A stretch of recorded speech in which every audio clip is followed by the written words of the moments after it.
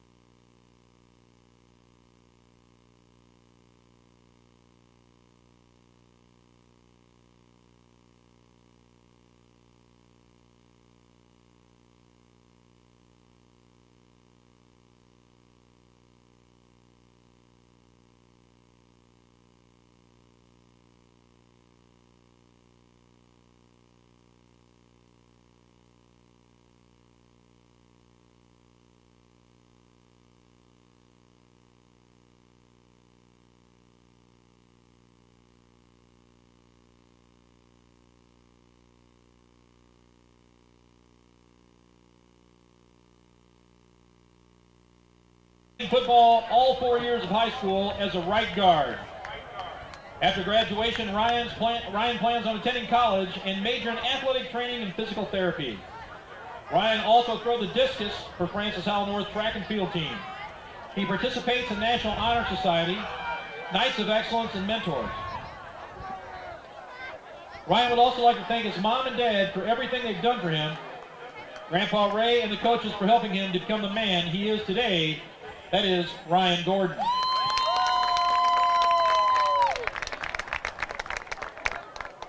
Malik Johnson. Malik is accompanied by his mother and grandmother. This is Malik's 3rd year on the football team. After graduation, Malik would like to play football in college and major in accounting. Malik would also like to thank his haters. He wouldn't be the savage he is today without them. Mostly he would like to thank his grandmother and his mother, his friends, coaches, and brothers who he plays with on the field every Monday through Friday, Malik Johnson.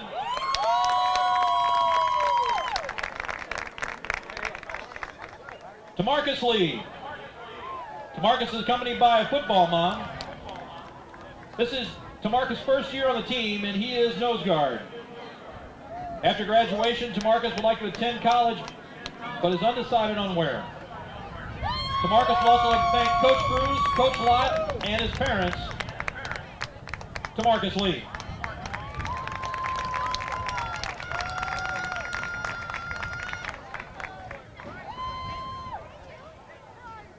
Up next, Bryce McDaniel. Bryce is accompanied by his parents, Don and Kara McDaniel. This is Bryce's 4th year playing football for Francis Howell North, his 3rd year on varsity. After graduation, Bryce would like to go to college and is undecided on his major. In addition to football, Bryce plays volleyball and rugby for Francis Howell North. Bryce would also like to thank God, his mom and dad, and the coaching staff Bryce McDaniel.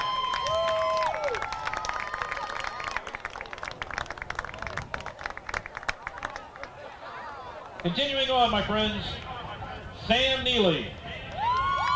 Sam is accompanied by his mom, Camilla Winston. This is Sam's 4th year on the team as an outside linebacker, a running back, and strong safety. After graduation, Sam plans on going to Missouri State for marketing and business management. Sam would like to thank God, his mom, his aunt, and all the coaches. Sam Neely.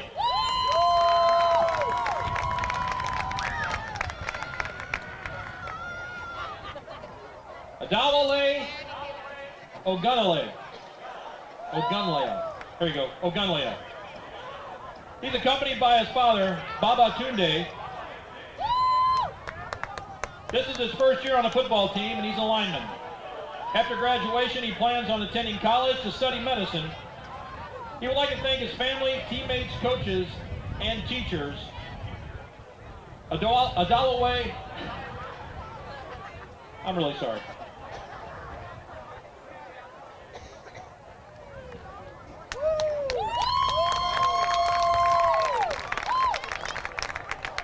Up next, Dyler Pena. Dyler is accompanied by his uncle, Clayton Beverly. Dyler's been on the team for 2 years and is a linebacker and running back. After graduation, he plans on attending college and major in business. Dyler has been playing basketball since he was 6 years old and plays for Francis Howell North. He would like to thank his mom and dad, his grandfather, coaches, teammates, and everyone else for making him play hard every day. Glory be to God, Dyler Pena.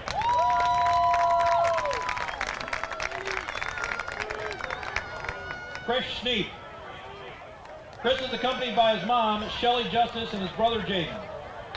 This is Chris's 4th year on the team as a center. After graduation, Chris plans on attending the University of Alabama. In addition to football, Chris plays roller hockey and helps out with the junior Knights football team.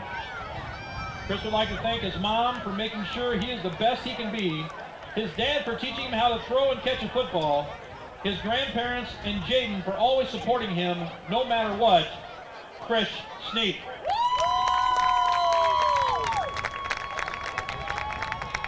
Last but not least, my friends, Lauren Wallasick. Lauren is accompanied by her dad, Scott Wallasick, and her mom, Connie Wallasick. Lauren's been a manager for the team for 4 years. After graduation, Lauren plans on getting her general education degree at community college and then hopes to attend Arizona State University. Lauren is also secretary for Future Business Leaders of America, an officer for DECA, and is a mentor leader. Lauren would like to thank all the Francis Howell North football players and coaching staff, her parents for supporting her throughout the years, but especially Coach Artie, Coach Von Felt, and Coach Davis for feeding her at every game. That is Lauren Wallasick. My friends, let's give it up for our seniors. These guys have been working hard for you for 4 years. Very emotional night for everybody here. One more time, my friends, give it up for everybody here tonight. Seniors, Francis Howell North staff and administration, thank you very, very much.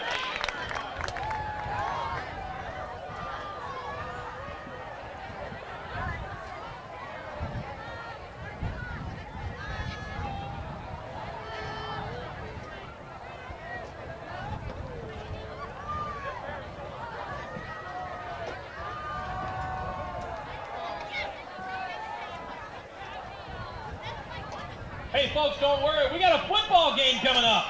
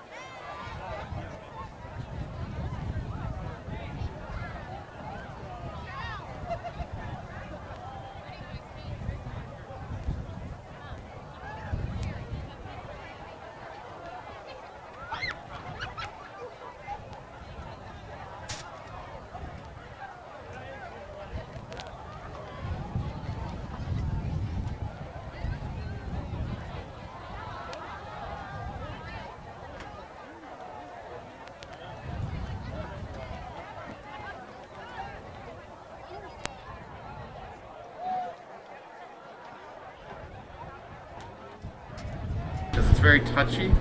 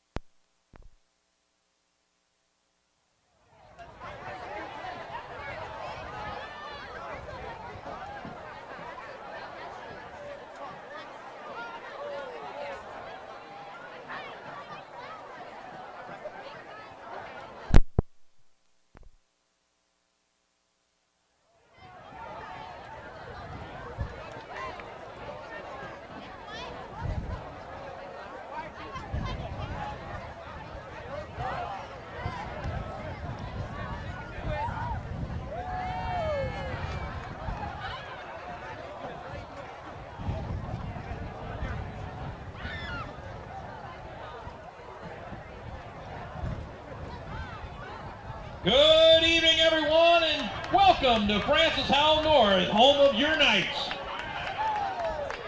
Francis Howell North students, staff, and administration are pleased to have you as our guest for tonight's varsity football game between the visiting Timberland Wolves and your Francis Howell North Knights.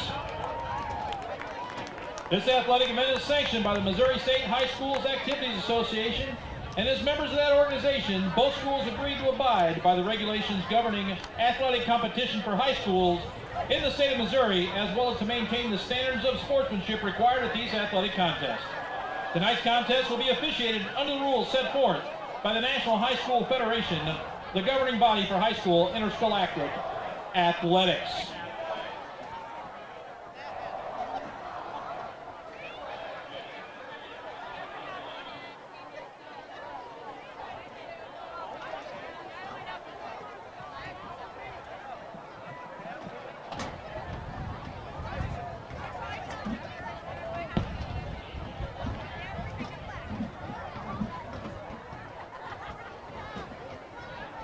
Ladies and gentlemen, please welcome our guests this evening, the Wolves of Timberland.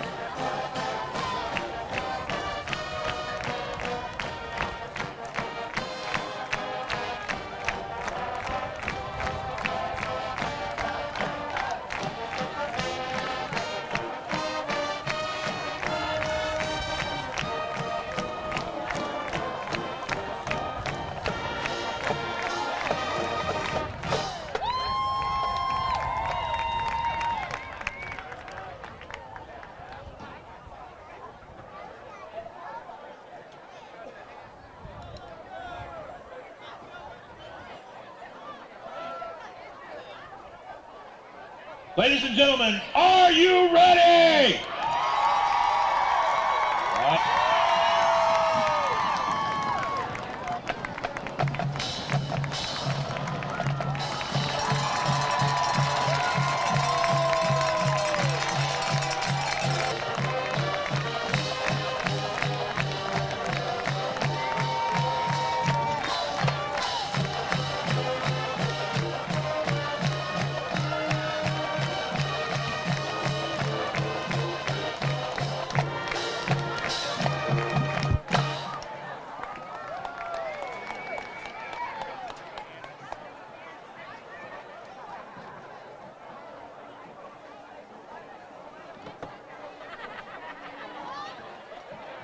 Ladies and gentlemen, can I please ask you to rise, remove your caps, face the flag, put your hand over your heart, sing along with us as we honor our nation by the singing of our national anthem by Night Sound.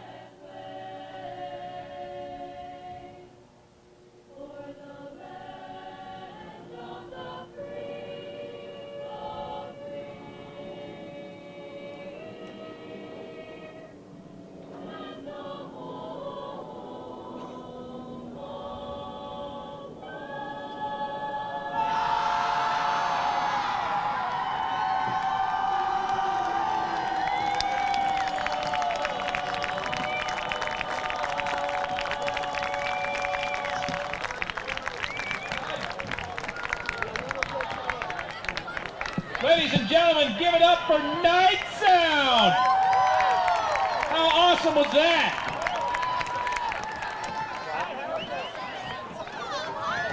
All right, my friends, stand by as we get ready for our coin toss.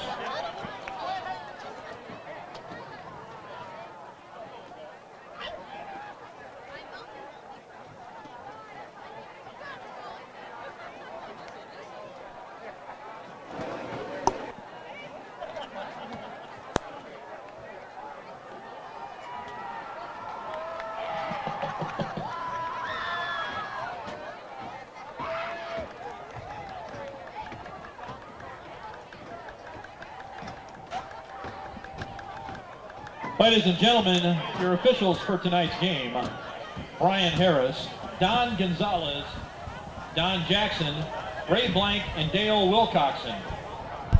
Mic check. My friends, officials from the Intergalactic Association of Football Officials have joined forces with the American Cancer Society. Mic check. Check. Officials working this game as well as all games in the GSC, MCC, and AAA conferences during this week will be making a donation from a portion of their game check today to the American Cancer Society. IAFO officials were part of raising approximately $13,000 last year and are hoping to exceed this year by a bigger total. Participating officials will display their commitment to the campaign by using a pink whistle while officiating games during the week. Their goal is not only to raise funds for this worthy cause, but to also bring awareness to this football spectators to provide support to those affected by cancer. Let's give it up for our officials.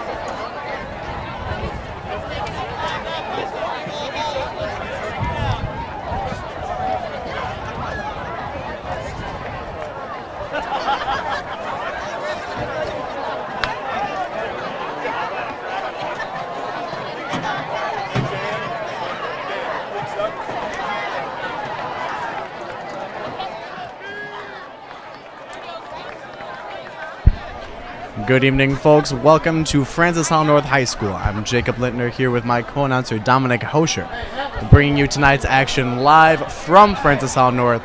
This senior night game for the Knights facing the opposing Wolves from Timberland High School.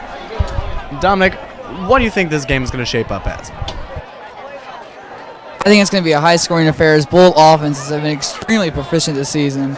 But the Knights are going to have to go without by far their most prolific player on offense, Donnell Hawkins. He was tied for 8th in the area in touchdowns with 16 and is a major loss for the Knights. Look for Teron Woods and Ronald Woods to replace him, or try to replace him and fill the hole that he has left. All right, and just as you said there, Dominic, this will be a high-scoring game. Both these teams averaging well above 30 points per game. These Timberland Wolves coming into this one with a 5-2 record, 5 wins against 2 losses, suffering a loss at Francis Howell High School last week, 34-13.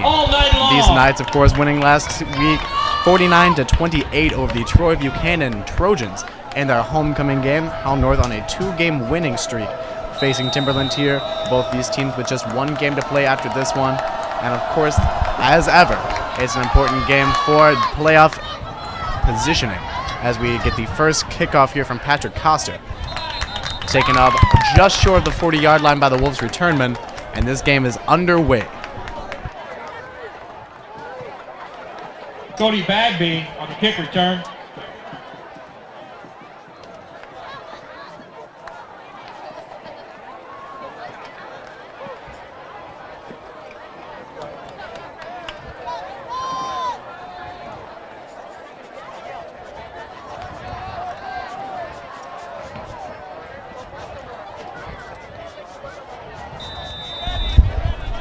Wolves come out on offense here to start this one.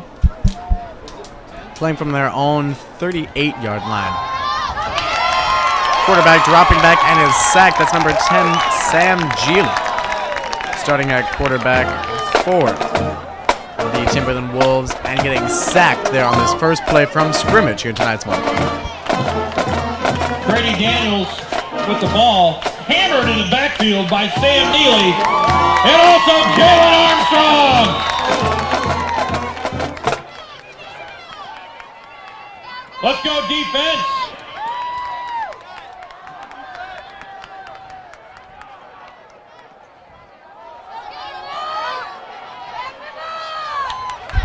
My mistake there. That was Cole Martin, the quarterback, starting for the Timberland Wolves. They do have 3 players, Young, the ball carrier. all with over 30 by number 1, Malik pass attempts Johnson. on this season.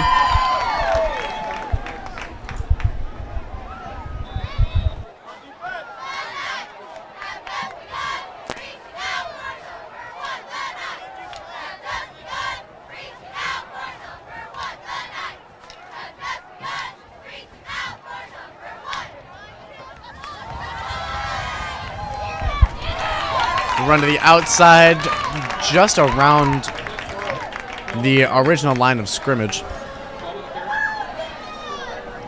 Number 12, Braden Hall, the ball carrier. And there is a Braden Hull getting the carry for Timberland. Jalen Armstrong. Hull on the season, the leading rusher for the Wolves, 414 yards on 64 carries. Couldn't quite get first down yardage there. 4th and 11 coming up, and an obvious punt situation for Timberland.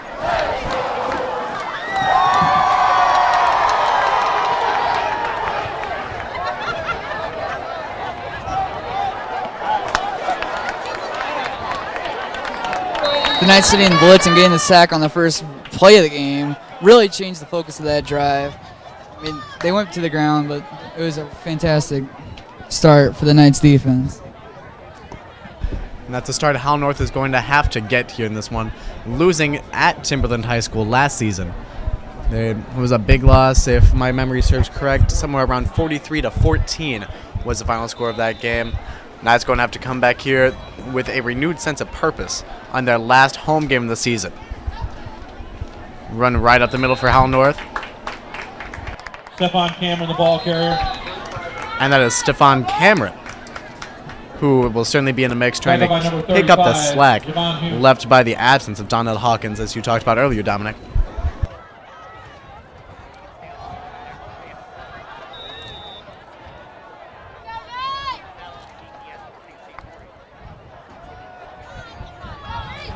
Maurice Massey, the Knights' leading receiver, takes the catch outside, picks up a good chunk of yardage, will set up a 3rd and short. Tackled by number 1, Brett Hyatt.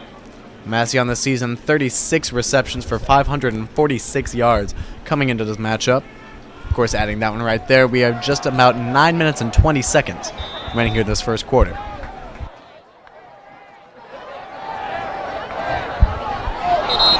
Pass short from Aiden McDaniel.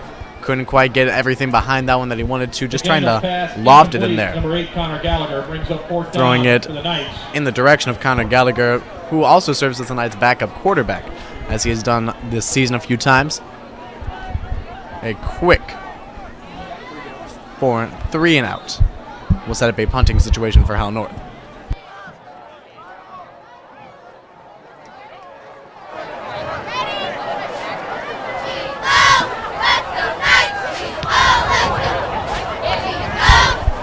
Punt nearly blocked, but picked up around the 35-yard line and slipping to the ground. That is Braden Hull. Braden Hull, the kick returner, tackled by number 55, Corey Thompson.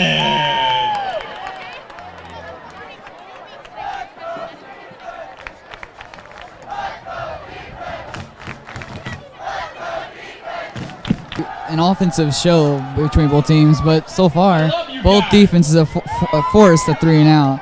We'll see if that can continue here on the second drive of the night for Timberland.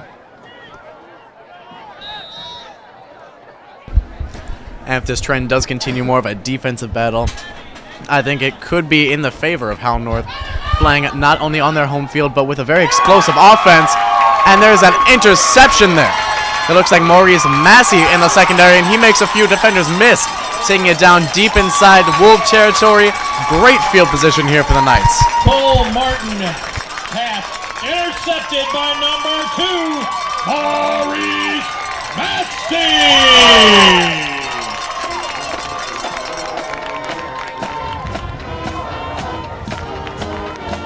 And that's what makes Maurice Massey so valuable on both sides of the ball, and being able to make big plays on not just offense, but as you saw there, interception on defense.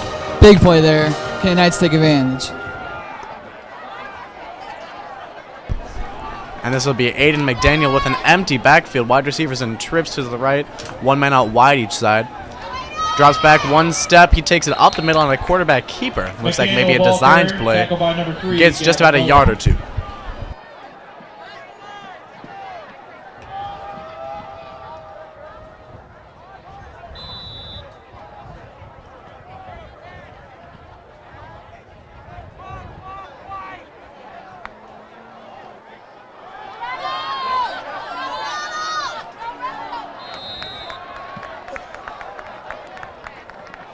Ronald Woods, the ball carrier, tackled by number 7. First time we've seen Ronald Woods here in this game, taking that one to the outside, taken down by Jordan Peebles of the Wolves defense.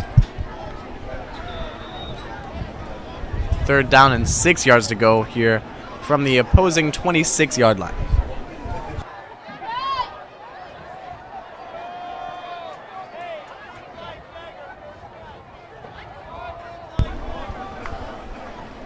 Looks like they're giving the receivers a lot of room to the left. Just as I say that, it's picked up there on a quick outside route.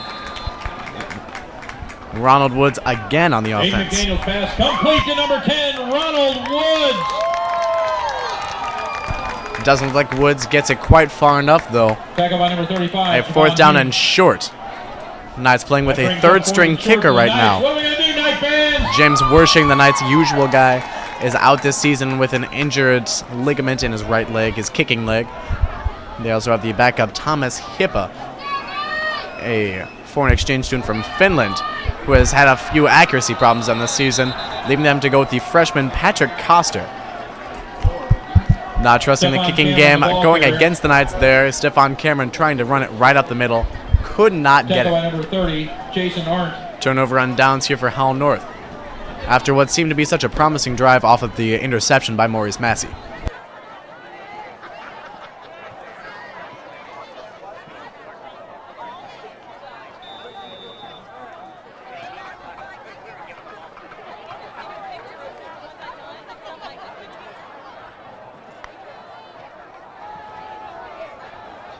Run to the outside there by Devontre Young. He gets a lot of room. 1st down yardage. Just the first down we have seen picked up here in this game on either side of the football. Forced out of bounds by number 6, Stephon Cameron.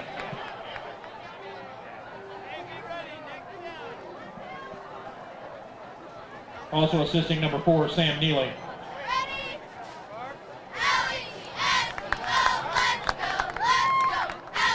Penalty flag on the field.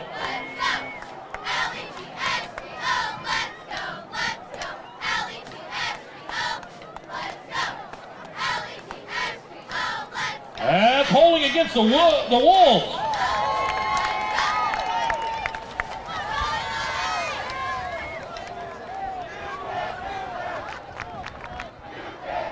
Holding call going against Timberland there, sending him 10 yards back from the spot of the foul. A 1st down and long after what was nearly a very big run. Kind of a momentum builder on that first play. As you mentioned, you just cannot take a penalty there after such a great run. And I mean, first downs have been hard to come by so far, so just an unacceptable penalty there by Braden Hall, the ball Timberland. Tackle by number 4, Sam Neely.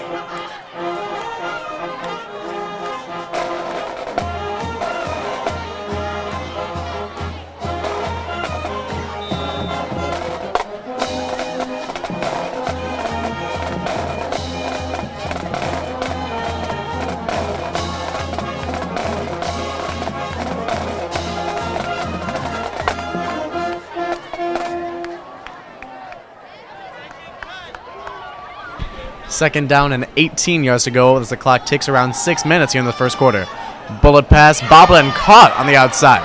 Run to the across the sideline, and a great job picking up yards. She had a lot of open room there, and an amazing cutback after what was already a great reception. Paul Martin's pass complete to number 88, Jake Papez. That results in a Wolves touchdown.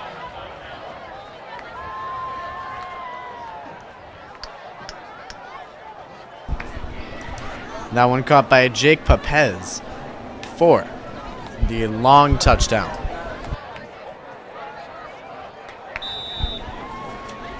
Papez on the year, the favorite target of the quarterbacks, regardless of who it is. 11 catches for 282 yards and 3 touchdowns coming into this contest, adding on a lot more there. As the Timberland Wolves take a 7-0 lead after the extra point splits the uprights.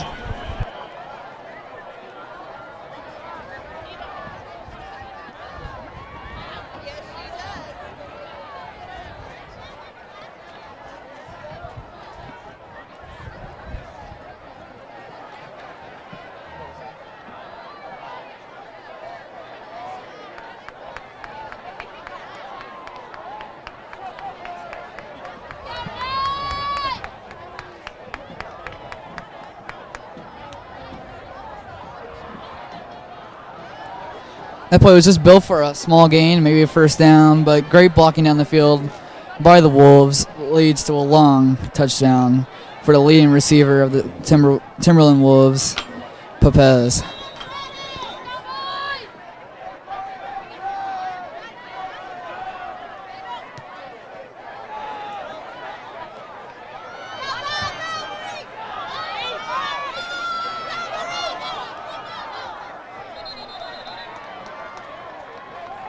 Maurice Massey on the kick return.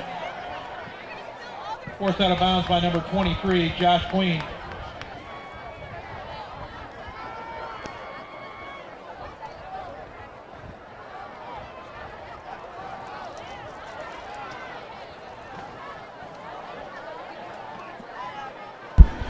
Knights return the ball out to about the 22-yard line as they try to bounce back from that demoralizing 77-yard touchdown catch from Jake Papez.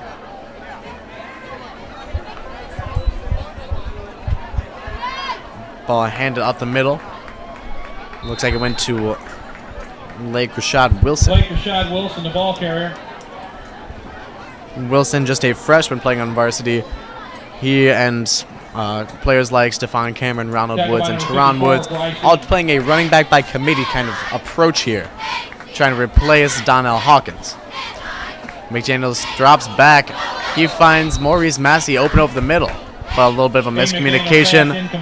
McDaniel threading the needle, splitting it through about 3 defensemen. Just Massey couldn't quite catch it, as it came out just like a bullet that he wasn't quite ready for. 3rd down and 8.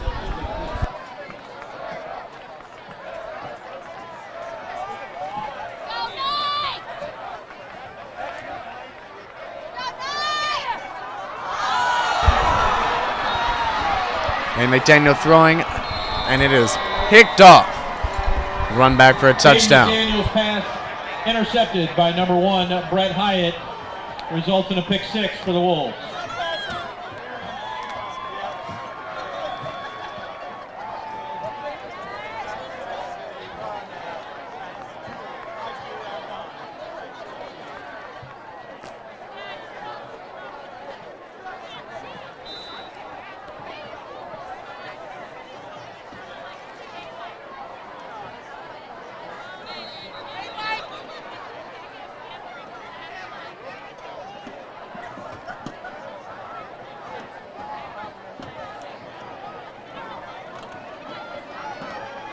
And it looks like an offsides call against Howell North on this extra point attempt after the pick 6 by Brett Hyatt on the defense. Offsides against the Knights.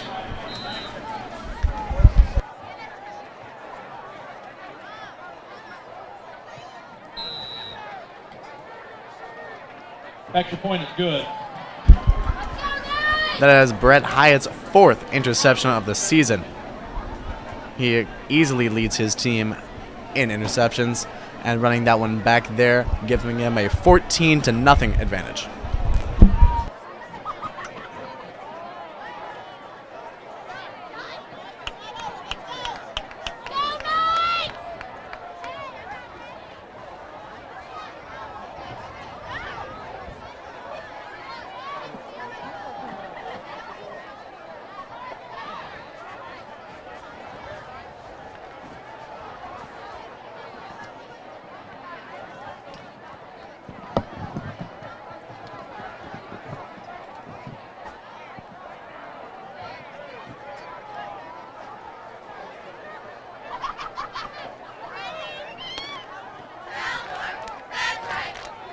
All right, and Dominic, of course, what began as a game of such promise, all the seniors being honored right before tonight's contest.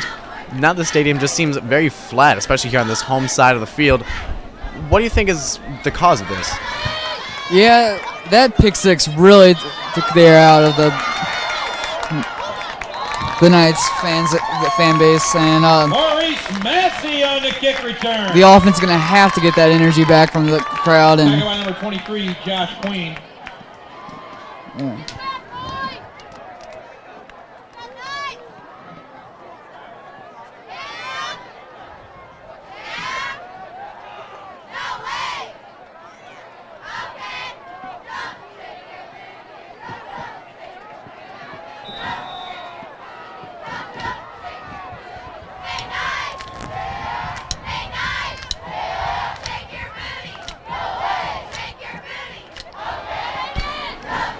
Ball being run right up the middle by Aiden McDaniel. Couldn't find anyone or any room as he stopped right about the line of scrimmage.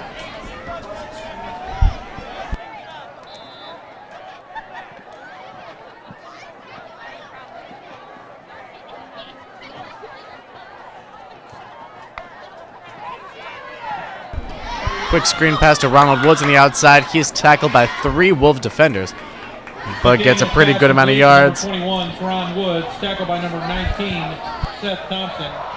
Also number 7, Jordan Peebles. My mistake, that is Teron Woods, the twin brother of Ronald Woods. Under 4.5 minutes remaining here in this first quarter. Knights trying to come back from a 14-0 deficit early.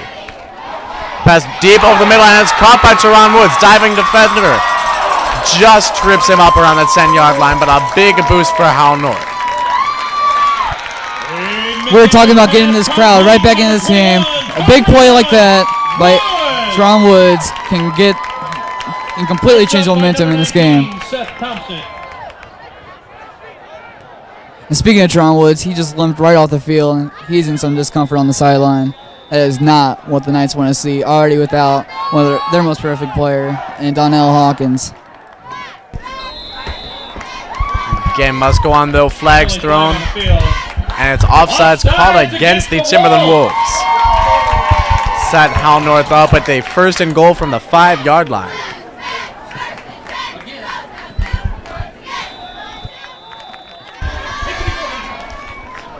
And clock now under 4 minutes. Aiden McDaniel gets the snap. He fires it quick over to Maurice Massey. And a great job by Massey to play defense on that one, keeping the ball out of the hands of the defensive player. That is again Brett Hyatt. Pass incomplete. Almost coming up with another interception. Number 1, Brett Hyatt.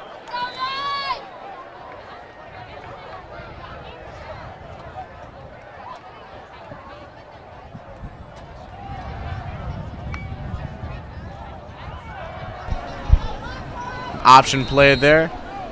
Ball run just up the middle, shooting about the B gap there, but not getting too much. That's Ronald Woods on the carry. Number 8, Jonathan Otter, and number 7, Jordan Peebles. That brings up 3rd and goal. Knight fans, you can help them out.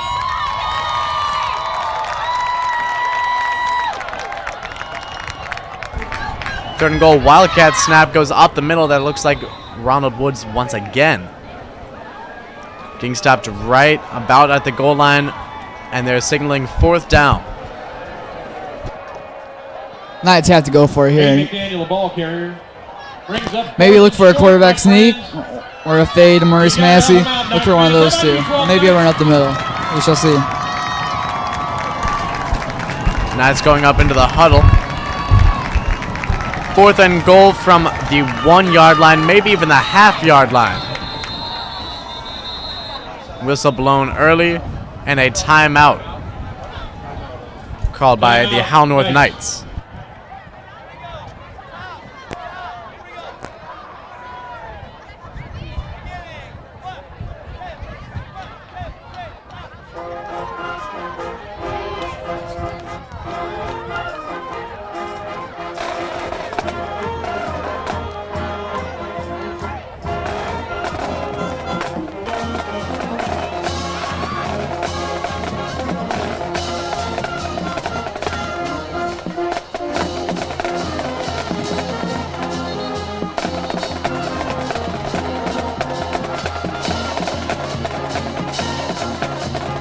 And here we go, 4th down on the 1.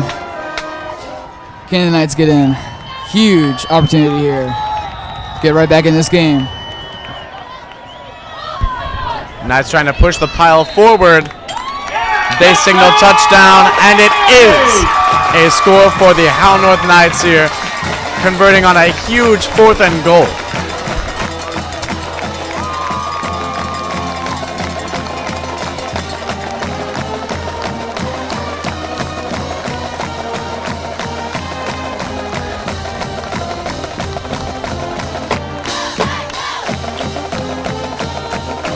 What a fantastic drive by the Knights to get right back in this game. Crowd's rolling. Momentum is back on the Knights' side.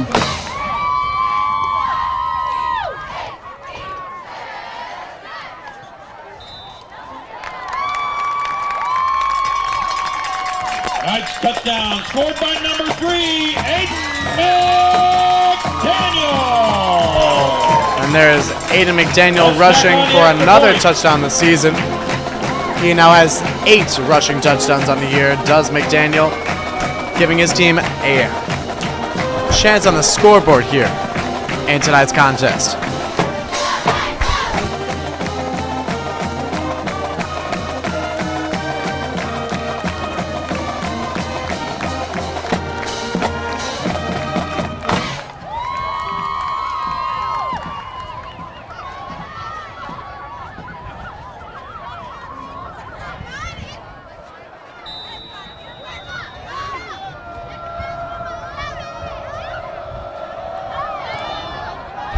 Kick low, shot right at the up back on the return. Out past the 50-yard line. He may be called out of bounds before, though.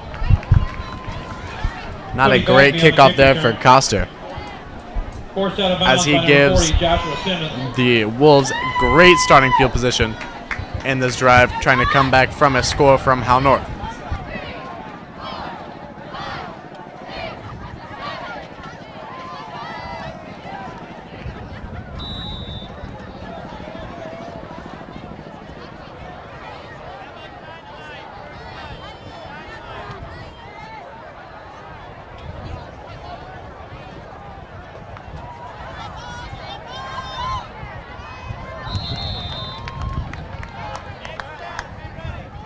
Martin's pass broken up by number 14.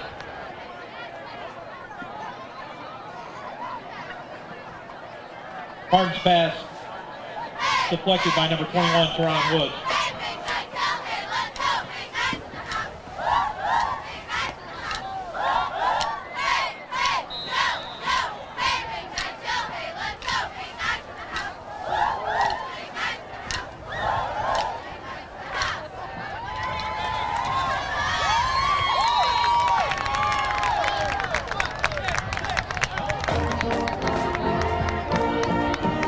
Right high at the ball carrier.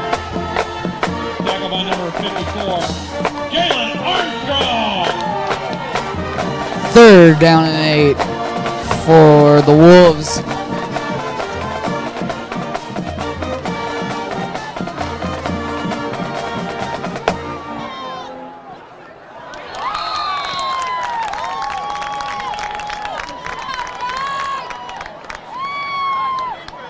Martin's pass incomplete to number 14, Demarius Davis, broken up by number 21, Teron Woods.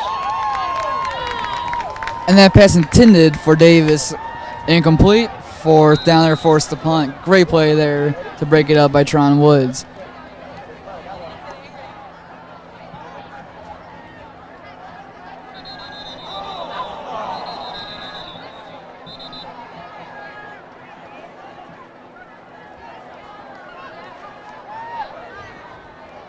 Offsides against the Knights.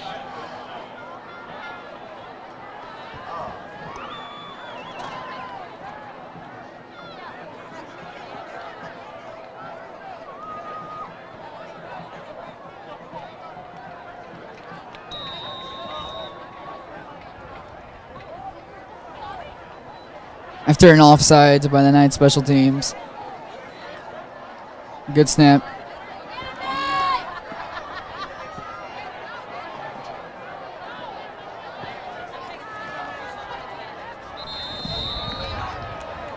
And a fantastic punt there by the Wolves punter will put the Knights offense right on the one. Not what the Knights needed.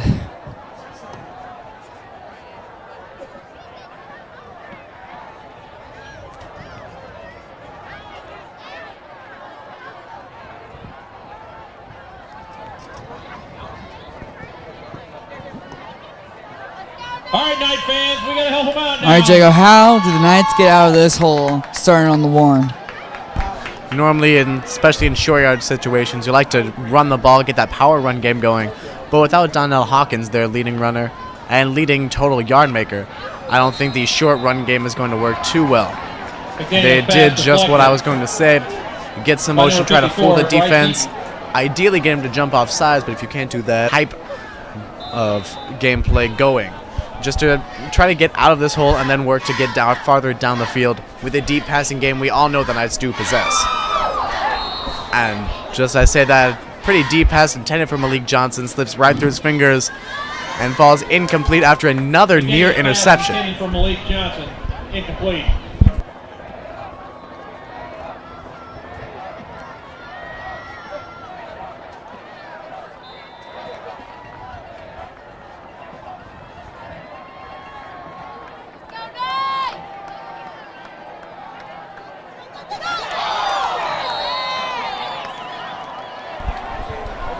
And that's Maurice Massey looking for a flag. Again defended there by Brett Hyatt. Broken up by number 1, Brett Hyatt. From the 1 yard line, Knights go 3 incomplete passes. They'll have to punt short from inside their end zone. That end zone is only 9 yards deep. Usually for a punter, especially in high school, you like to get that ball 10, 12, maybe even 15 yards behind the long snapper. Going to have to be a very quick punt and some great coverage here for the Knights with just a very short field to work with and not a great offensive output. Stephon Cameron's punt does get off, but it's blocked as it gets bouncing to about the 28-yard line. A big hit by the coverage unit. And that ball is moved down to about the 15, maybe the 14-yard line on a generous spot. Brought down by number 52, Robert Kelly.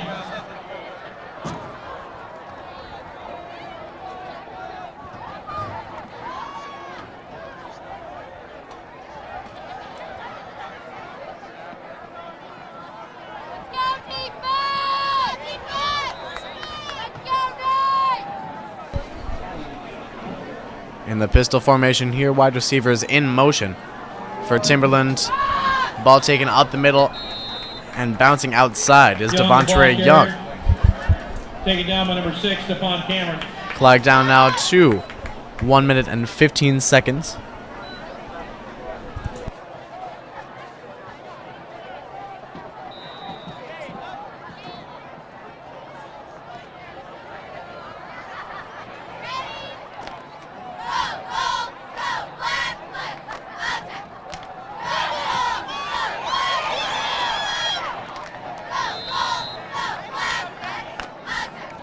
Cole Martin, the ball carrier. Cole Martin, the quarterback for the Timberland Wolves, taking out on himself, setting up a 3rd and medium yard situation at about the 10-yard line. They'll spot it at the 8 with 35 seconds. Third down thunder going on here.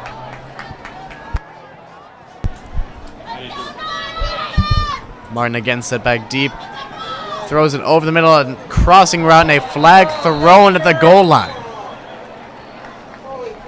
Looks like that could be pass interference against the Knights.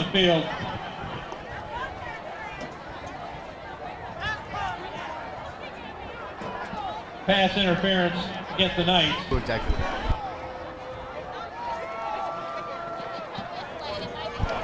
And that is defensive pass interference on the Knights. I don't quite agree with that call, Dominic, as it looks to me as if I think the defender out there was Teron Woods. Got his hand very clearly aiming for the football, not really obstructing the receiver all too much. But you can't really argue with the officials after a call like that. And they'll move the ball just that much closer to the goal line, and what looks to be an inevitable touchdown for the Timberland Wolves, and this Knights defense can really step up right now.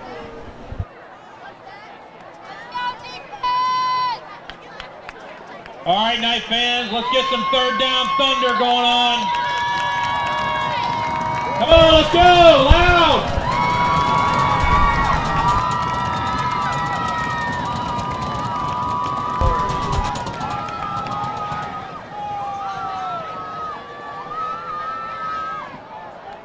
Stand by on the thunder. Chen Gang moving the ball out, trying to get a measurement as requested by the Timberland Wolves.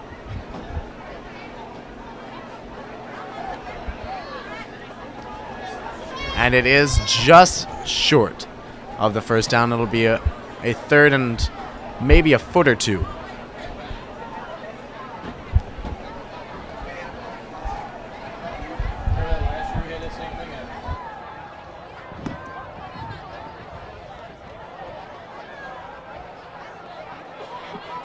All right, now it's time for third down thunder. Big power run formation. I think it's very clear what the Wolves intend to do on this one. 3 men in the backfield. They take it right up the middle. And stop just short of the goal line. Good front for the Knights. Not giving up too much there. Anthony Henderson, a ball carrier. Anthony Henderson taking that one up the middle. One of the many quarterbacks on the roster for the Timberland Wolves. Measuring in at 6'2", 225 pounds. Very big player to move the ball down the field to about the 2-yard line. With 7 seconds. Another big power run formation. Henderson takes it right up the middle again. And again, he is forced back.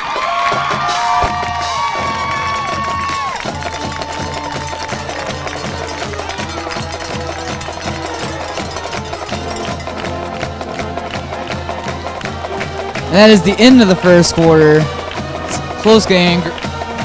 Knights trailing by 7 here at senior night.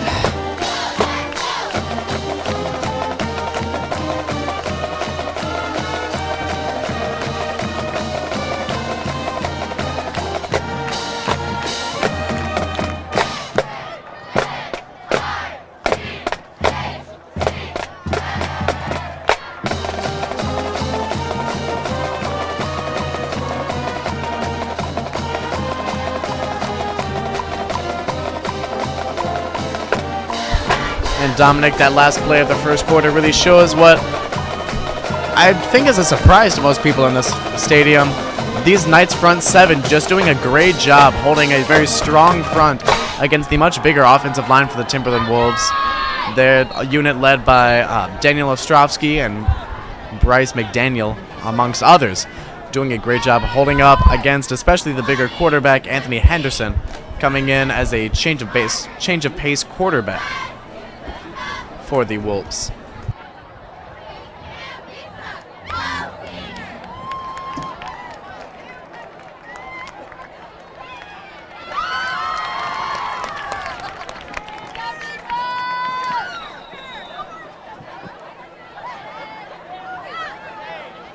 That's Cole Martin back for the Wolves. And a great play going out the middle that looks like maybe Stephon Cameron and Ronald Woods. As you mentioned about the front 7, just locking down the running game and creating there's no holes for the running game for the Wolves, and a stop here for the Knights can completely change momentum in this game. This drive started from the 2-yard line. We now have a 3rd and goal from the 1. Trying to run outside, and another great play made by that Knights front 7. Down the ball carrier. Tackle in the backfield by number 4, Sam Neely. And also that is Sam Neely who's getting the ball taken down in the backfield. That's senior playing on his senior night. Great job for Neely playing defensive end, getting it up there. 4th down and goal from they'll spot at about the 8-yard line, losing 7. Trying to bounce the ball outside. And they call a timeout for the Timberland Wolves.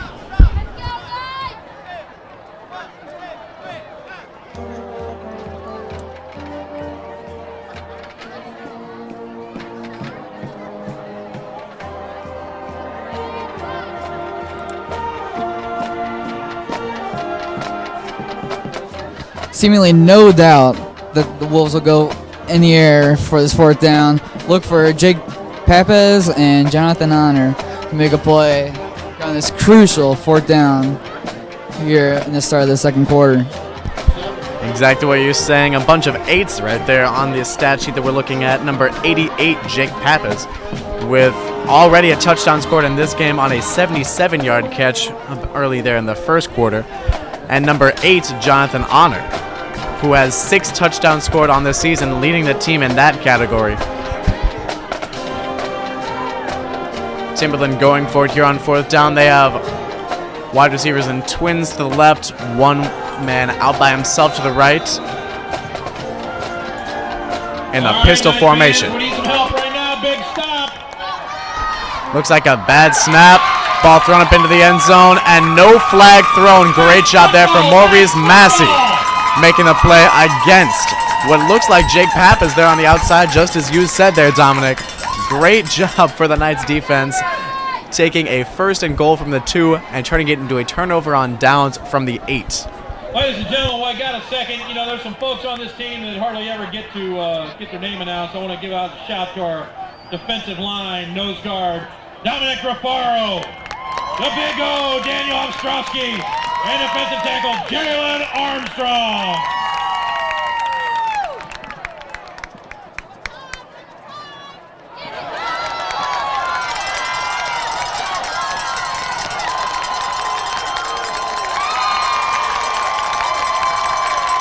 Aiden McDaniel's pass complete to number 8, Connor Gallagher.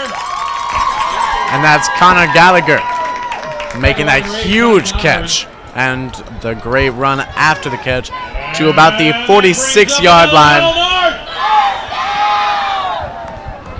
Howell North getting their first down of this game. Aiden McDaniel set back alone in the shotgun.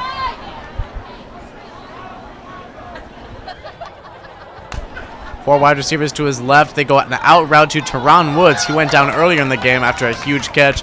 Back now for him, and he gets just about 9 yards. McDaniel's pass complete to number 21, Teron Woods. Tackle by number 35, Javon Hume.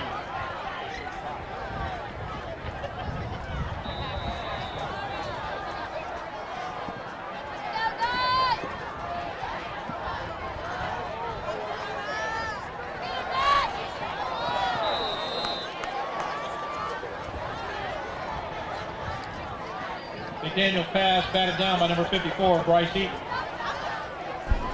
Great play there on the defense. Bryce Eaton playing up front for the Timberland Wolves. Clock under 10 minutes now. A 3rd down and 1 yard to go from the opposing 45. And McDaniel on the run. He throws it over in the middle of the field. A lame duck pass resulting in another interception. Aiden McDaniel's pass intercepted by number 19, Seth Thompson. You just cannot make that throw if you're Aiden McDaniel. If there's no one open, just throw it out. Do not risk potentially turning the ball over and giving, once again, great field position to the Timberland Wolves, who will start this drive on their own 26.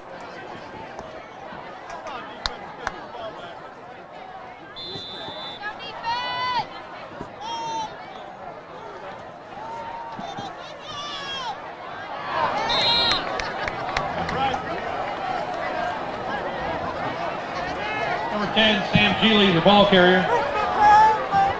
Tackled by number 33, Bryce McDaniel. And the Knights' leading tackler, Bryce McDaniel, with the tackle. Second down. Stop up the middle on an option play and going down.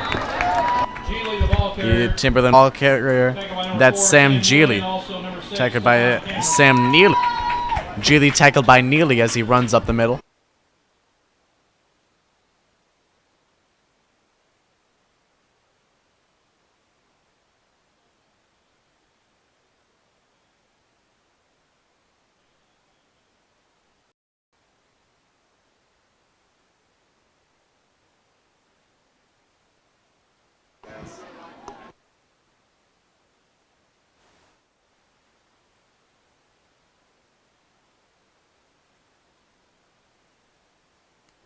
On the far sideline. Cole Martin's pass into number 1, Brett Hyatt. Now under 8 minutes remaining here in this first half. A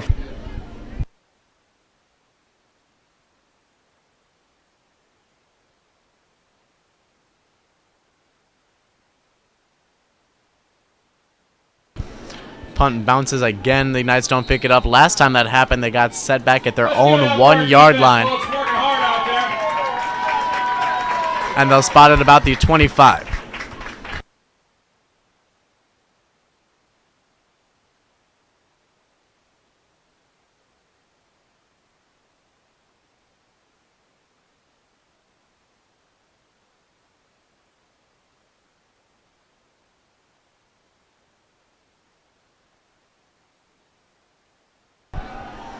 Knights set up again on offense. Aiden McDaniel motioning a player. He hands it off up the middle.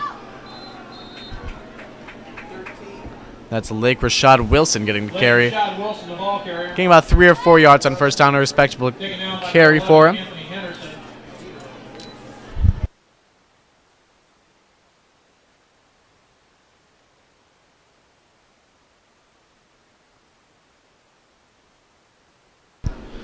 Knights going to have to try to get something quick here in the last 7 minutes of this half to try to tie this game up. Pass to Connor Gallagher on the outside. Looks like he tried to run with the ball before he had it. May have seen the defensive player bearing down on him very quickly. That is, again, number 1, Brett Hyatt, playing here on this near sideline.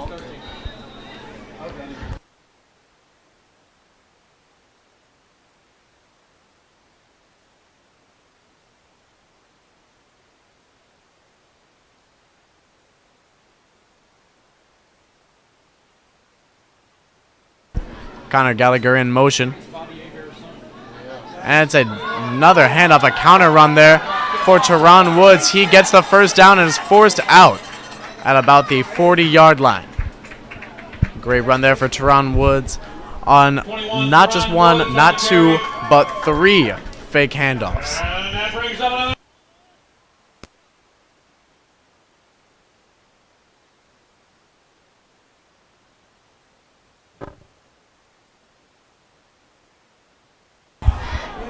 Fumbled snap, and it looks like it's fallen on top of by Ronald Woods.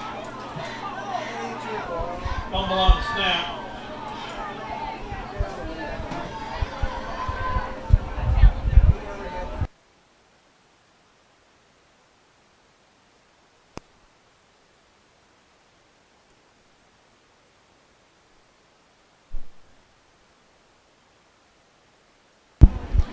And they do call. The Knights did recover it.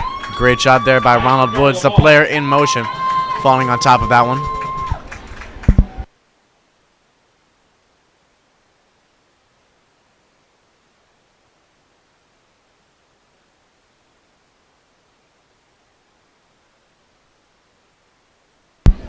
McDaniel with an empty set here on 2nd down and 18 after the bad snap. Motioning over to either side. He has Malik Johnson all alone here on the near sideline. Pressure breaks down. And a sack taken there by Aiden McDaniel around the 15-yard line. Make that the 25-yard line. where they spotted at the 26. Knights set up for a 3rd down and 27. That sack was by number 64, Donovan Lukens, who has been tearing it up for the Wolves this season. That was now his 6th sack on the year. On 3rd down with more than a quarter of the field to travel, Aiden McDaniel throws it short to Malik Johnson, getting a few of those yards back, but not nearly enough to get the 1st down there. On 3rd down, they will send back Stephon Cameron to punt.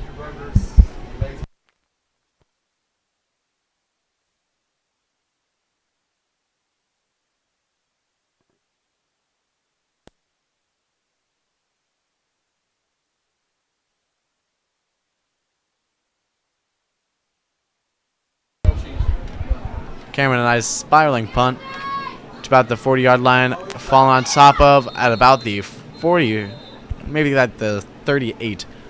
Fumbles it, but falls on top of it. Just under 6 minutes remain here to play in this 2nd quarter. Not a lot of scoring here in this 2nd frame of tonight's action. About the scoring, both defenses really starting to lock it down here in the 2nd quarter, and last 2 drives for the Knights have ended in a punt. 2 of the last 3 drives for the Wolves have ended in punts. Their other one was a turnover on downs.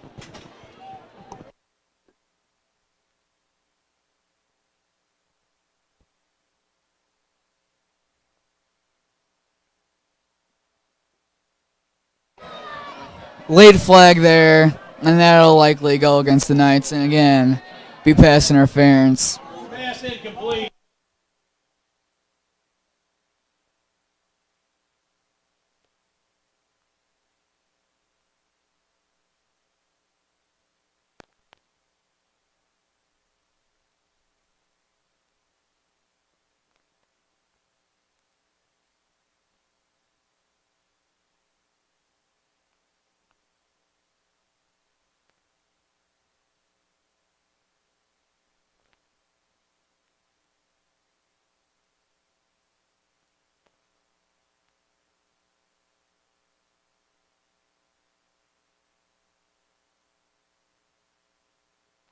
That penalty will now put the Wolves in Knights territory as they'll start on the 46-yard line.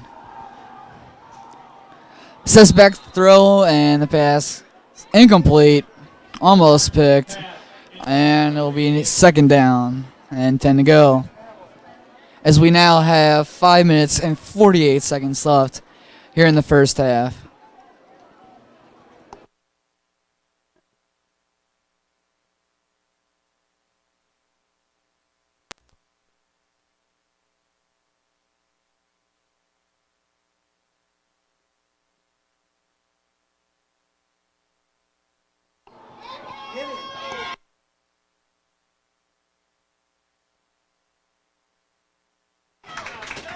The jet sweep there is only good for a few yards. Will now be 3rd down.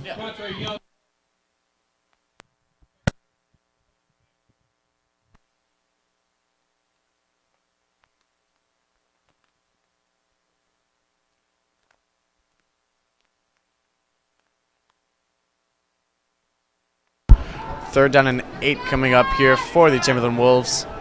About the 43-yard line with 5 minutes remaining here in this 1st half. Cole Martin rolling out to his right, and he is taken down in the backfield.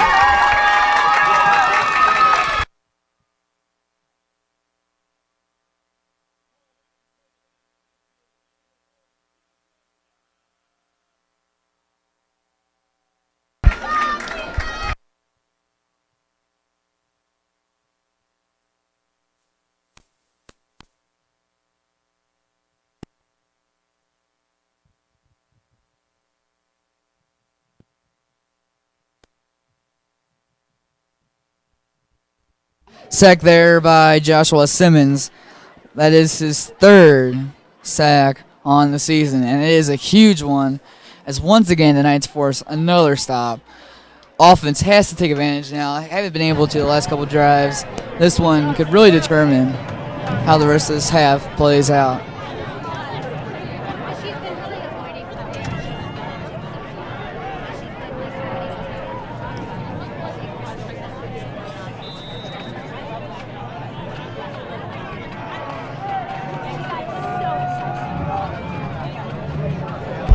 Stephon Cameron bouncing outside and taken down by a swarm of Wolves defenders behind the line of scrimmage.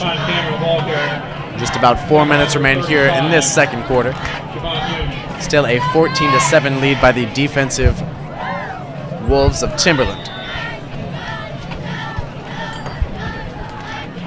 Aiden McDaniel once again, empty set in the backfield. Takes snap immediately, looks left, finds Maurice Massey on the far sideline for a screen pass. Getting a few of those yards back and more. Pass complete to number 2, Maurice Massey. Taken down by number 35, Javon Hughes.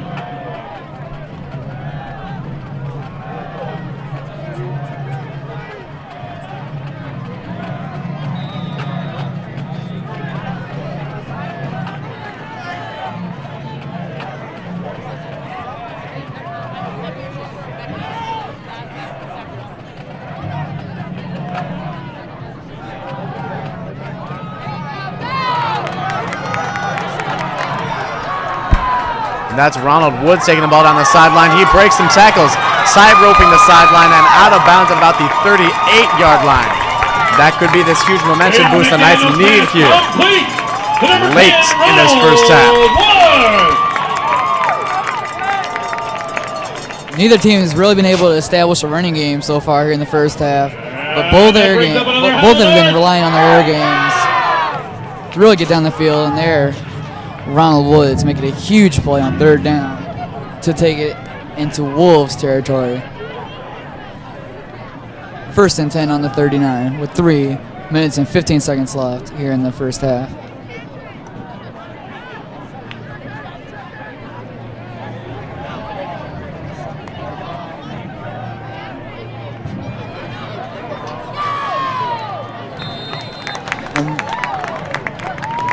Kate McDaniel's pass complete to number 10, Ronald Woods. And again, Ronald Woods, that is, for another first down for the Knights.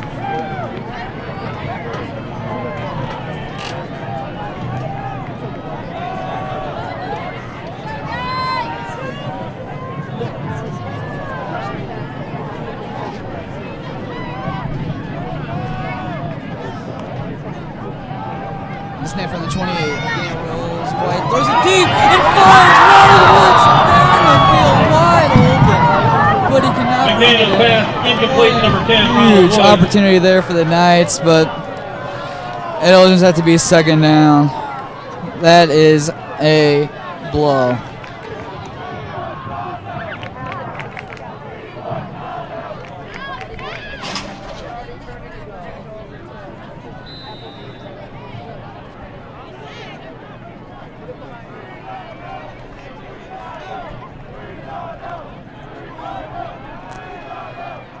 Second down throws and the tight coverage there.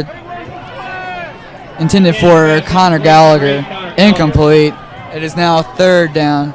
10 to go on the Wolves' 28-yard line.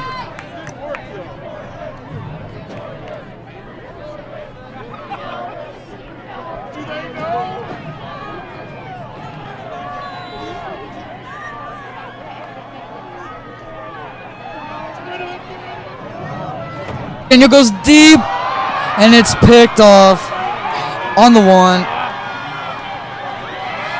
The Wolves defender will take it all the way to the 35-yard line. Huge play there on defense by the Wolves. Jonathan Henry with the pick.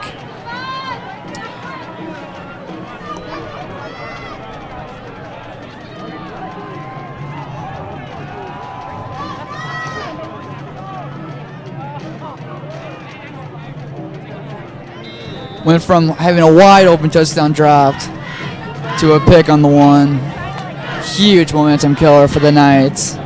We'll see if the defense can make another stop.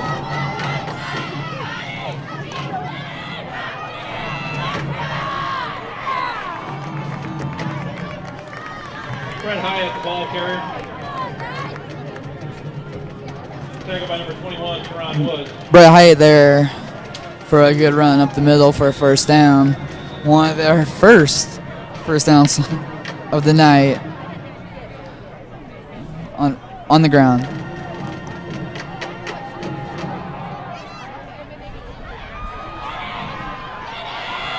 And right up the middle.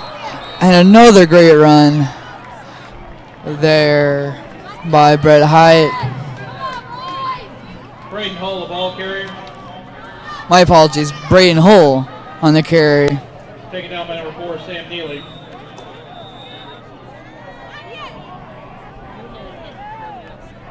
Couple missed tackles there by the Knights will set up great field position for the Wolves.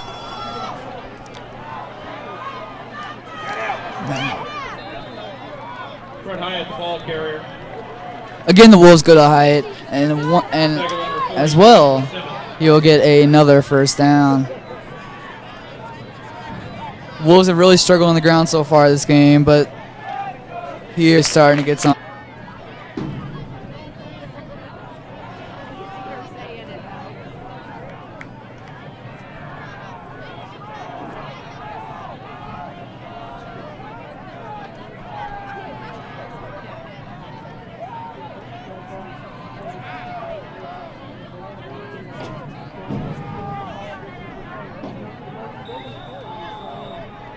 Stoppage of play there as Bryce McDaniel comes off injured into the sideline. First down snap, thrown outside the screen, and no tackle can be made. Touchdown Wolves. Martin's pass complete, number 8, Jonathan Honorary. Touchdown for the Wolves. That is Jonathan Henry with the touchdown reception, his first of the night, Don't forget to check out the Booster Club and his 7th of the season. All sorts of great sporting fare. Pretty sure they got chili and coffee working tonight. With the extra point pending, Hey, if you're going, hey, bring it back a pretzel, will you? the Wolves now have a 20-7 lead. Oh wait, these guys want hamburgers and hot chocolate, so get a tray when you're up there, please.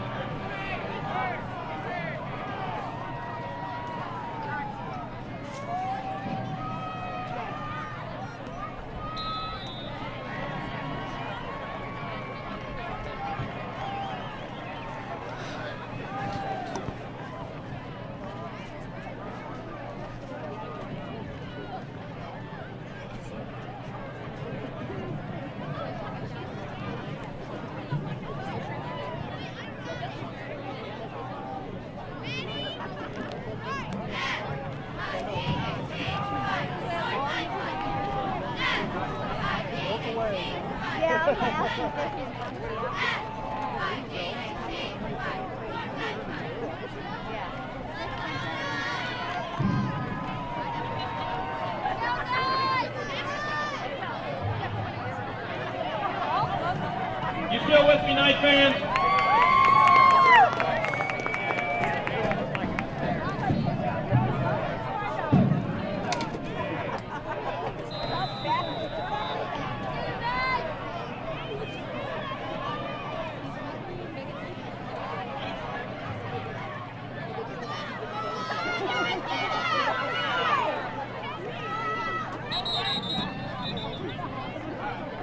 Blake Rashad Wilson, the ball carrier. Blake Wilson on the return, and he'll take it to just around the 30-yard line.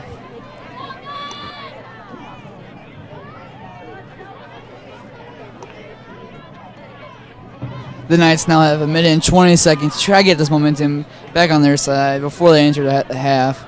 They have to get something here. And cannot go into halftime down by 2 scores.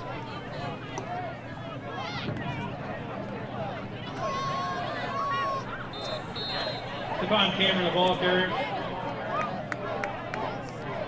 Back by number 10, Sam Gilly. Stephon Cameron takes up the middle, but hardly finds any room to run. Only about a 2-yard gain, 3-yard gain. 2nd down, 7 to go.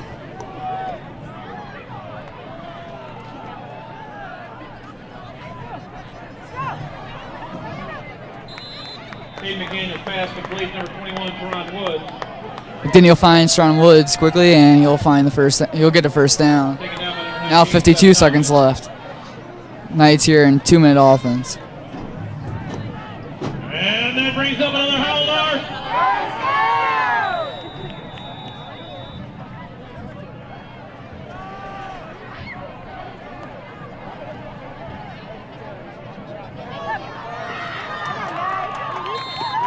Again, McDaniel finds Woods, and for another first down, he'll take it to right around the 40. And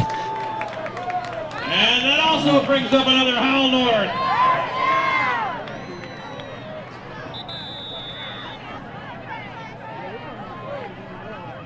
With 37 seconds left in the half, the Knights will take their second timeout of the game. I tell you what, they never get any love whatsoever. They never get their name announced, never any love. So I want you to cheer loud and proud for them. That's our offensive line. Center Chris Sneak, guard Ryan Gordon, guard Corey Thompson. How about the big old Daniel Ostrowski? And also tackle Darren Arnold.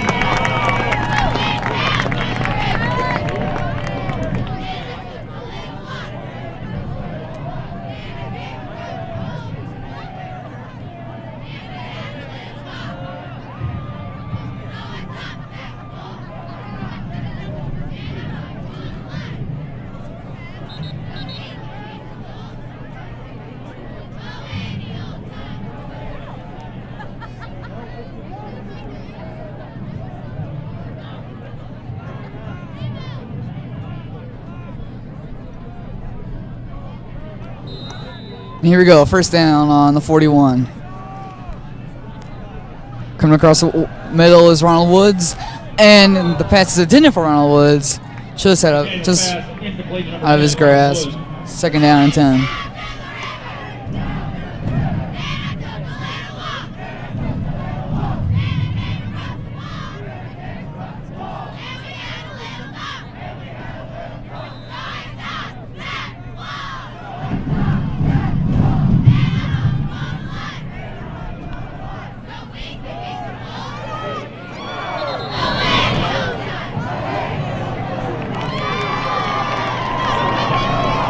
The Wolves just exploded right through the line. Gave McDaniel no time at all. And had to get rid of it quickly. Did well in getting rid of it quickly. And it is now third down and 10. That pass was intended for Ronald Woods. And is incomplete. Was incomplete.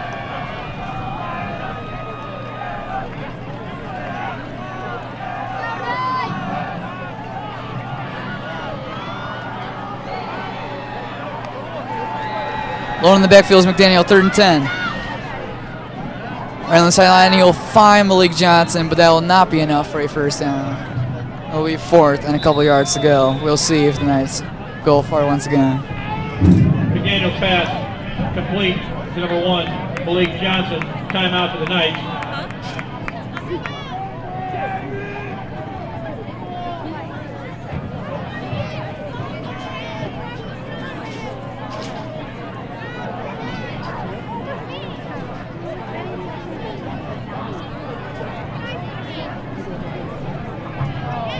Folks, here's another group of people that get no love whatsoever. I want to cheer loud and proud for them. That's our assistant coaches. Ryan Darks, Charles Lott, Sam Davis, Artie Johnson, Ryan Van Pelt, Mike Bevel, and Kurt Cruz. Let's give it up for your assistant coaches here for your Knights football team.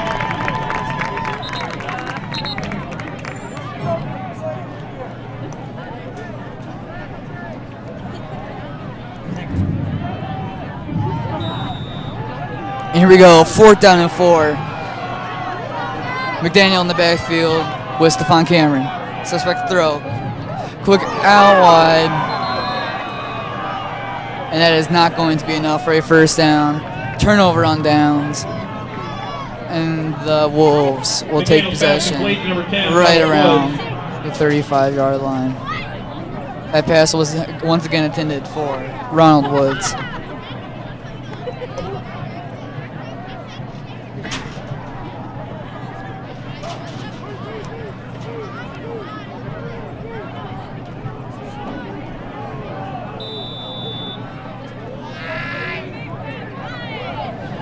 .17 seconds left here in the half. We'll see if the Wolves just want.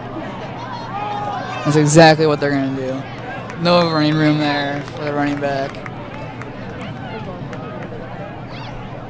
And this will take us into the half. Braden Hall, ball carrier, tackled by number 54, Jalen Armstrong. Strong showing on both sides of the ball by the Timberland Timberland Wolves, and they lead 21-7 going into the half. Once again, I'm Dominic Kosher with Jacob Lintner. Here on a beautiful night at Francis L. North.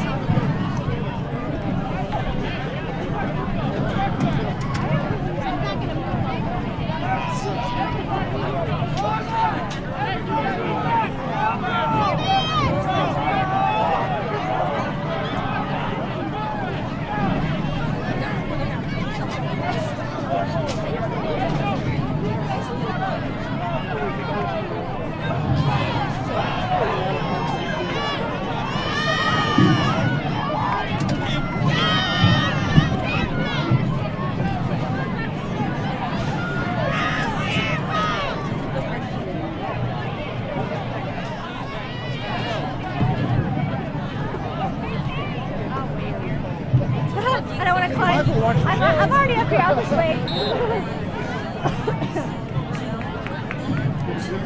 Yeah, that's right. I know. I never stood up the phone. Nice to see you.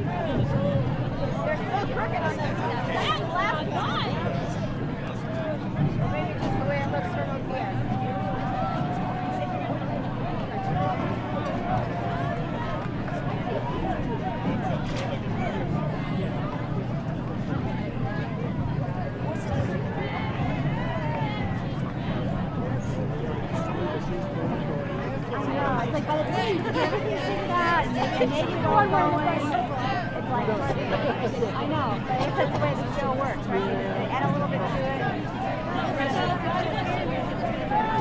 I know.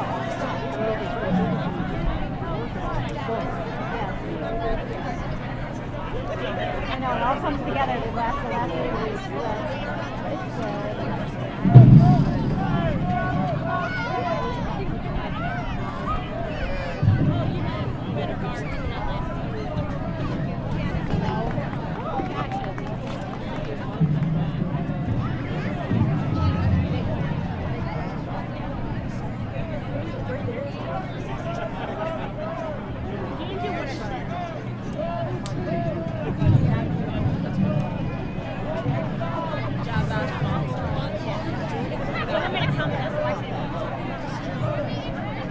All right, ladies and gentlemen, you're in for a treat.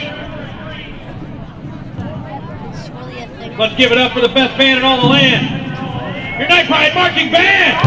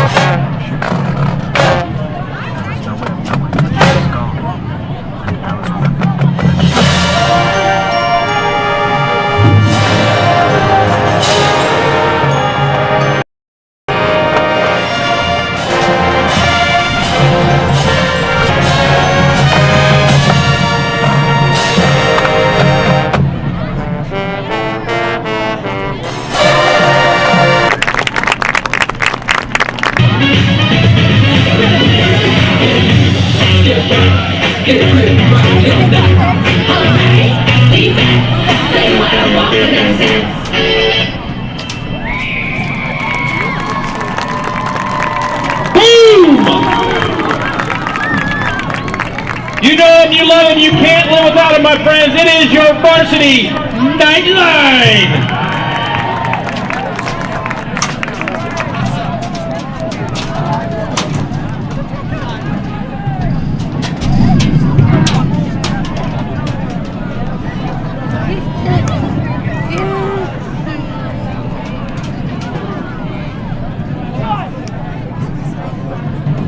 Not to be outdone, ladies and gentlemen, let's give it up for your varsity cheerleaders.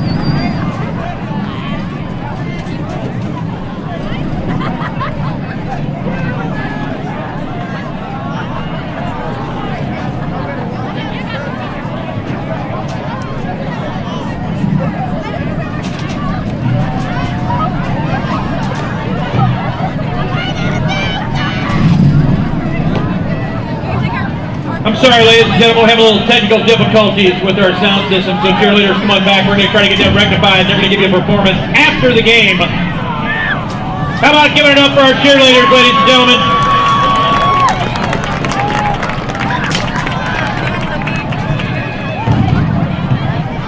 Ladies and gentlemen, in honor of National Breast Cancer Awareness Month, in our annual Pink Out game, we would like to celebrate life and give notice to something that touches so many lives of the people we know.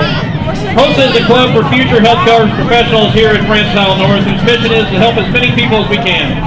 Tonight they ask you to be a part of their mission and make a contribution towards finding a cure for cancer. HOSA members will be running through the stands momentarily to collect donations for the American Cancer Society. They will also ask that everyone who filled out a sign before the game in honor of someone who has been diagnosed or has been lost to cancer would hold that up while the donations are being collected. Ladies and gentlemen, thank you for all of your support.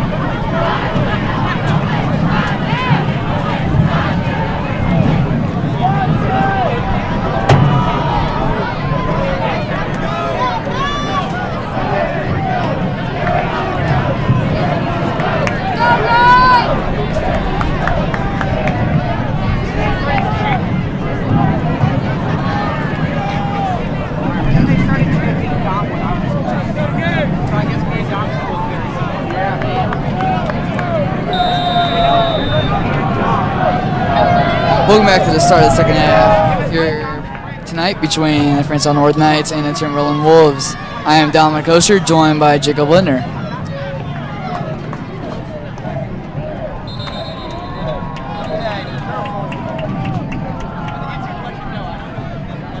Ron Woods on a kick return. Stopped by number 17, Justin Stephanie. And so we'll start with possession. And to start off the second half, Teron Woods on the return. He'll take it right around the 30.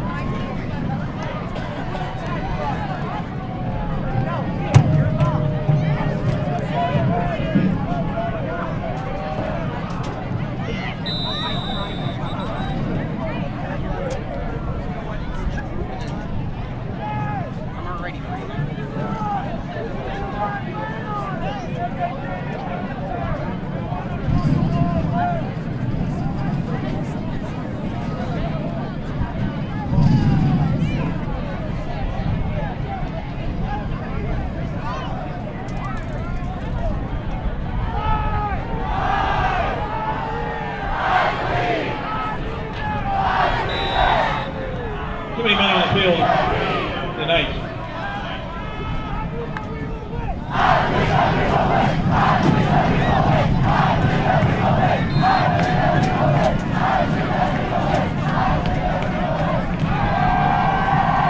Peyton McDaniel pass complete, number 1, Malik Johnson.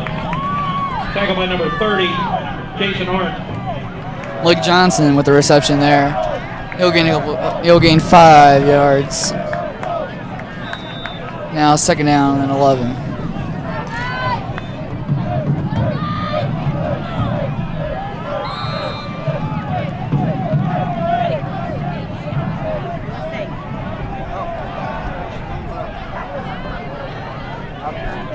Blake Rashad Wilson on the carry.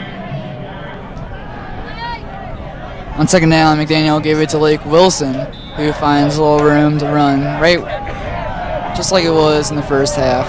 Nothing on the ground. Third down and 9 to go.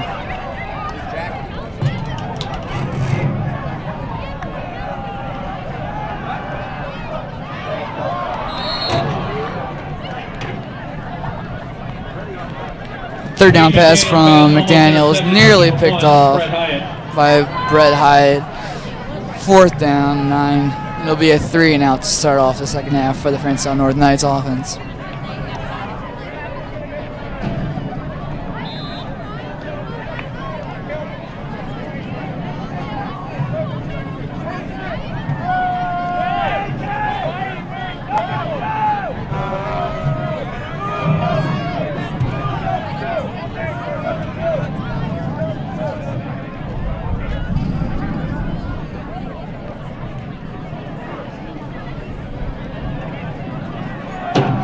The punt is taken right around the 37-yard line. You can take it out left. Couple blocks and another.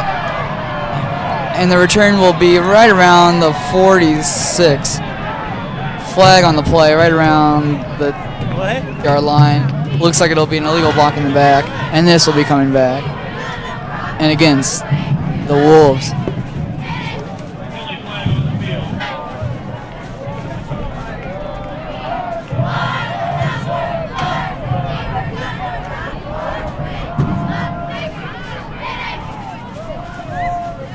Holding against the Wolves.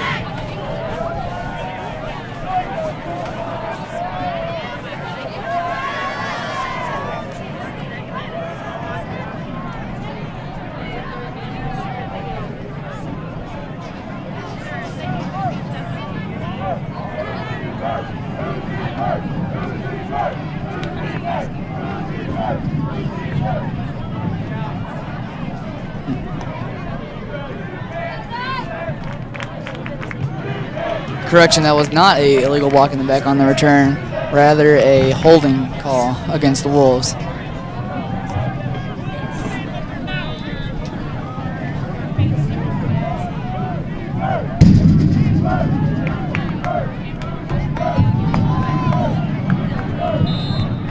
Braden Hall, the ball carrier.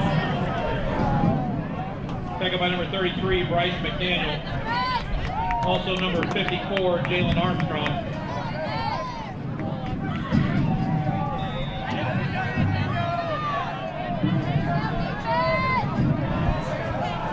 throw in Robert Kelly, number 52 on that tackle. 2nd and 9, empty set backfield.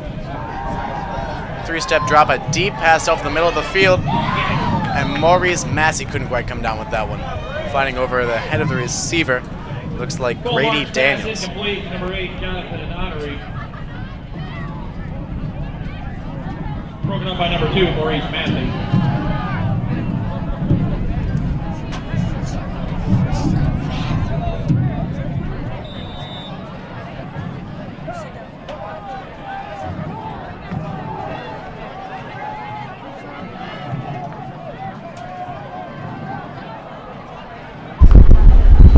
Pistol formation, fakes the handoff, pass over the middle, and another near interception for the Knights. That one coming from Teron Woods, defending the dig route very well.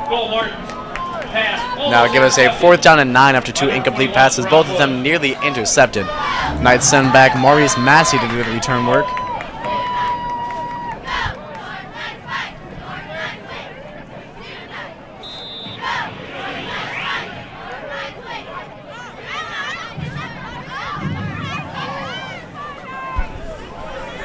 Snap a little bit wide, but a good enough punt. Caught for a fair catch, that one caught by Massey. Around his own 43-yard line. It's one of the first times I've seen the Knights do a fair catch here in this game.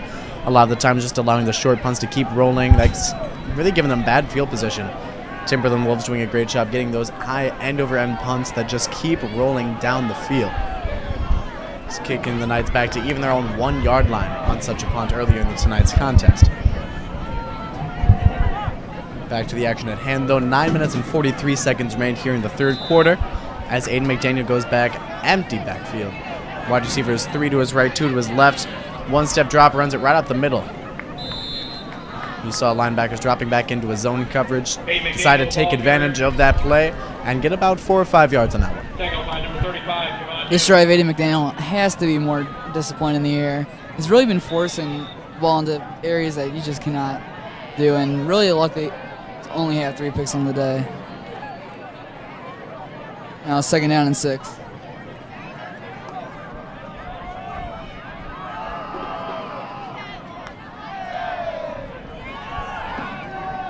That's Teron Woods taking the ball to the outside, and he gains up another shorter chunk of yardage. Teron Woods, the ball carrier.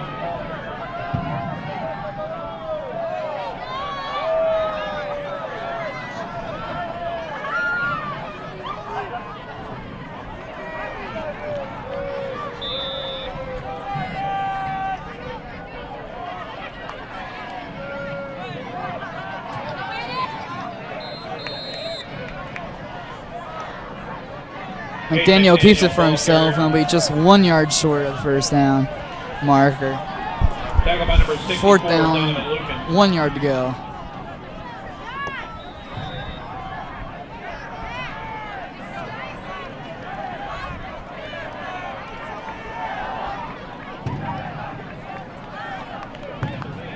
Fourth down, 1 day to go.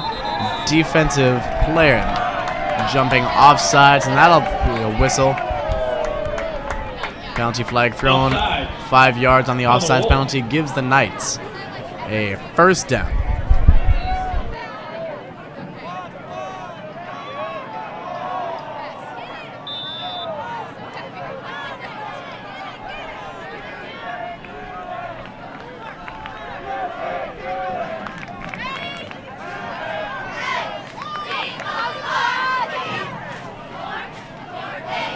Stephon Cameron catching the screen pass, bouncing around in the backfield when he looks like he had an open lane out to the outside near the sideline, and just loses a few yards there for his team.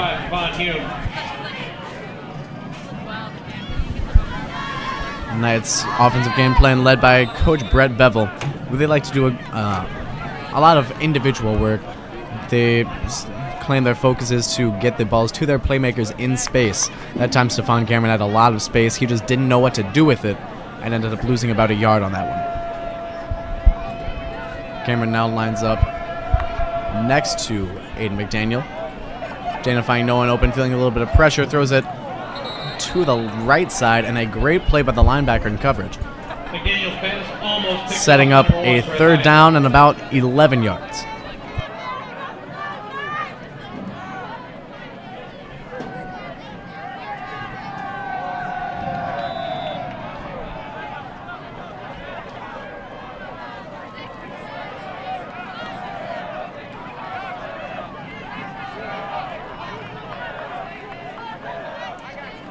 Third down and 10, Maurice Massey isolated to McDaniel's left.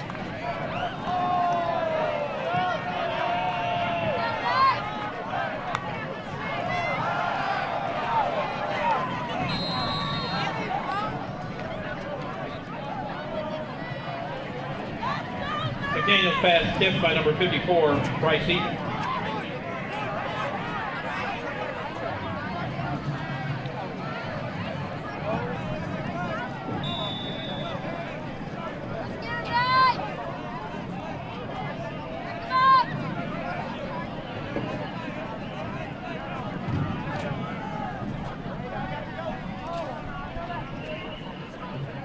After the incompletion, the Knights are forced to punt.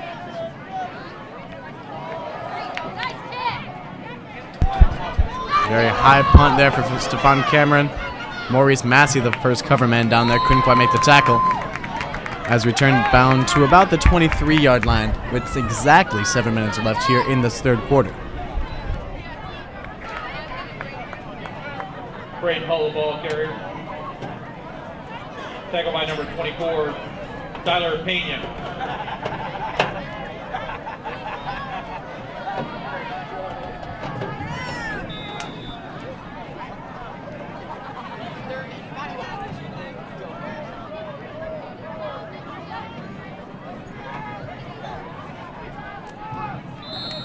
Hyatt, the ball carrier.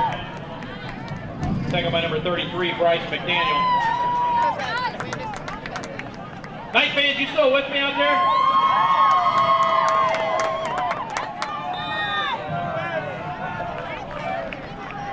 Let's help out our defense.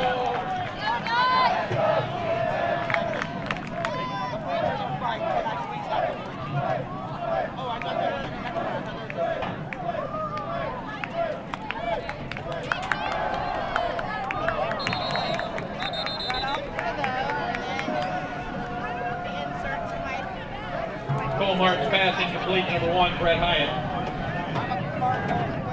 Brings up third down for the Wolves. How about you, 12th Night? How about some third down thunder?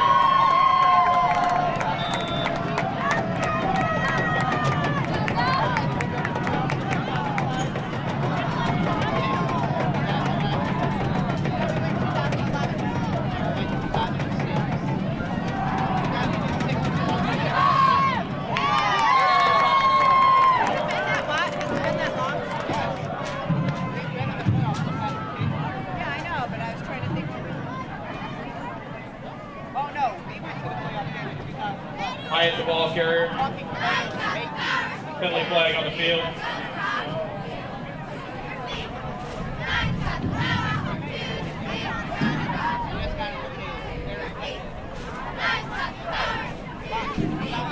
Face mask against the Knights.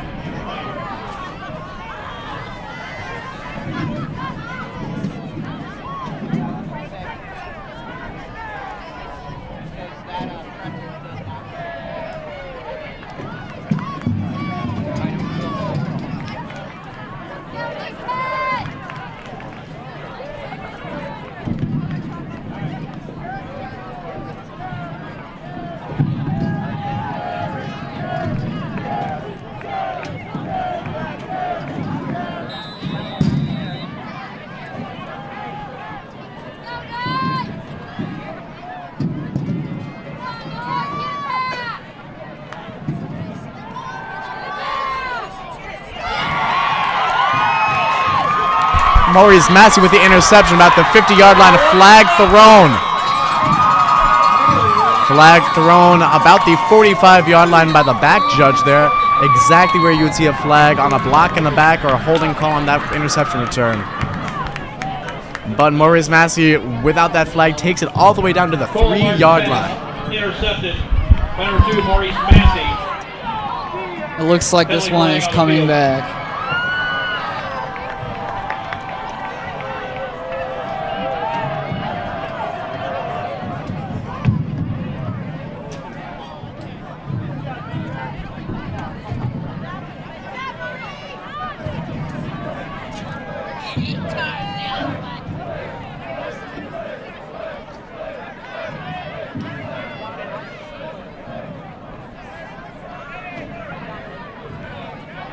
First down for the Knights, my friend.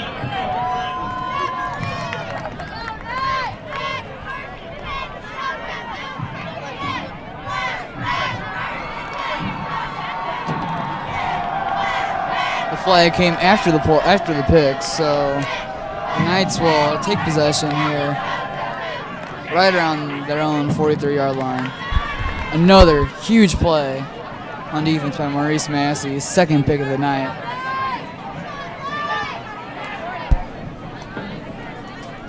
And that penalty there by Sam Neely, a block in the back, takes the ball all the way from about the 5-yard line to their own 40. There's a change there of over 50 yards in possession, and really that could prove to be one of the Knights' downfalls here. A lot of penalties called on Howell North, especially on key plays like that. We'll have to see if they can overcome here this 2-possession deficit in these final 2 quarters. This Timberland defense playing absolutely phenomenal football right now.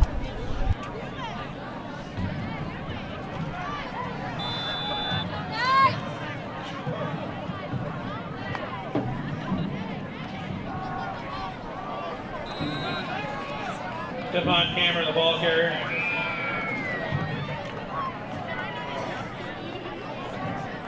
Tackled by number 10, Sam Keeley.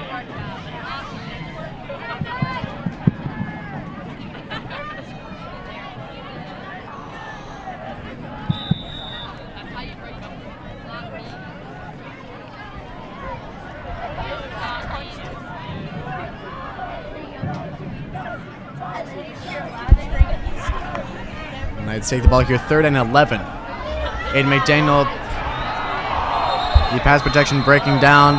Whistle blown. Player was ruled down. Aiden McDaniel taken down in the backfield. And that is a sack on what is already a 3rd and long situation. No fumble.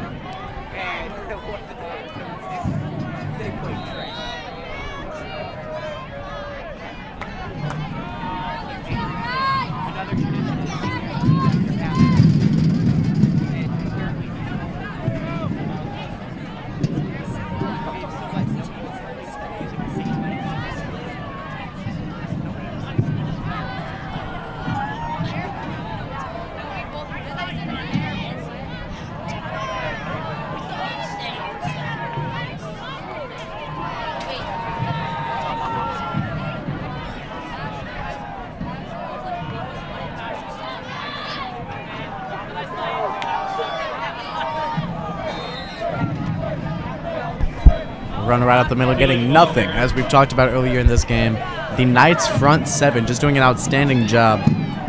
Big credits here tonight to the Knights players around that defensive line. Dominic Griffero, Bryce McDaniel, even Daniel Ostrovsky, who plays both offensive and defensive line, all doing outstanding jobs tonight, keeping the ball as far back as they can allow it. Knights secondary, on the other hand, doing a great job as well as far as interceptions go, just not in the tackling aspect of things, allowing for a lot of big plays, including a 77-yard touchdown early in the first quarter, and a couple more here as of late. We have about 3 minutes remaining here in the third quarter. And just one more time, I am Jacob Lintner here with Dominic Hosher, live from Francis Howell North High School, with FHN Today live, bringing you tonight's action between the Howell North Knights and the visiting Timberland Wolves and the Knights senior night. Cole Martin, ball carrier. Tackled by number 82, Drew Shear.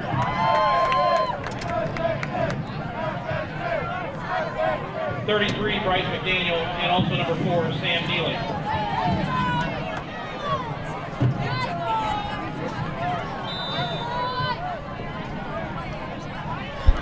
Fourth and 4 from the 44. We have a punt.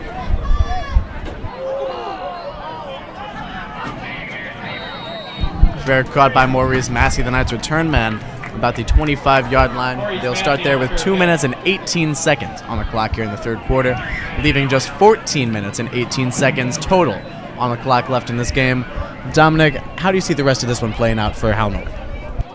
Well, if they still can't get anything on the ground, they're going to take more shots and maybe try to go deep more. That's how they really got down the field. Their only scoring drive on a pass down the field to Timberland Woods. Look for them to try it again and try to get the momentum back on their side.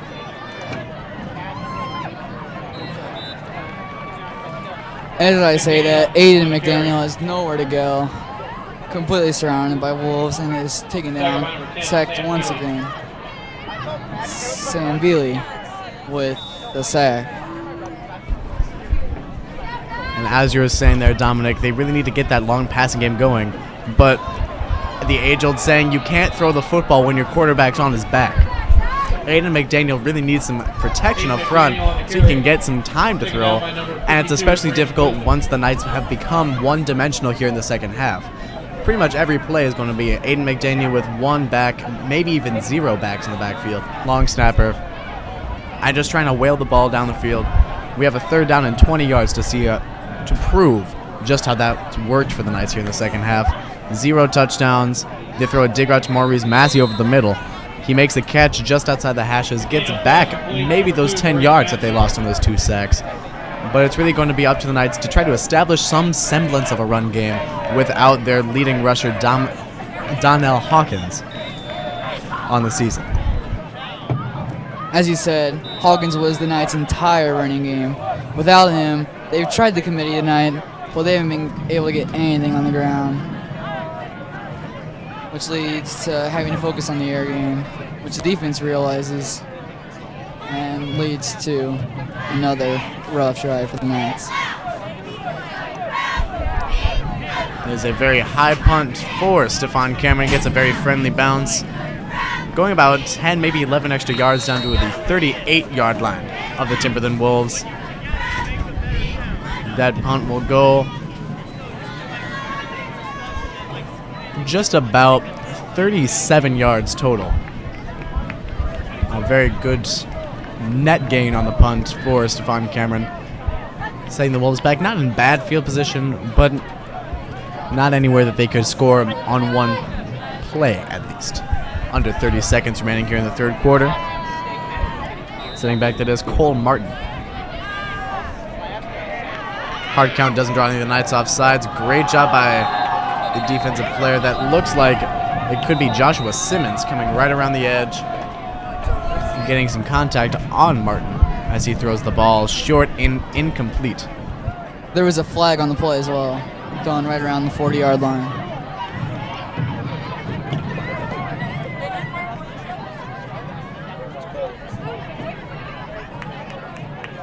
The flag is against the Wolves.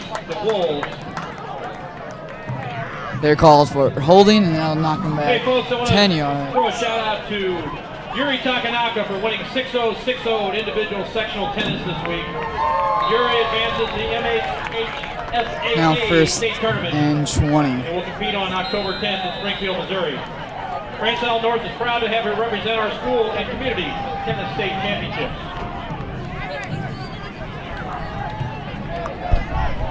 Run right off tackle there for Devontre Young. Young, the leading rusher for the Timberland Wolves tonight on the season.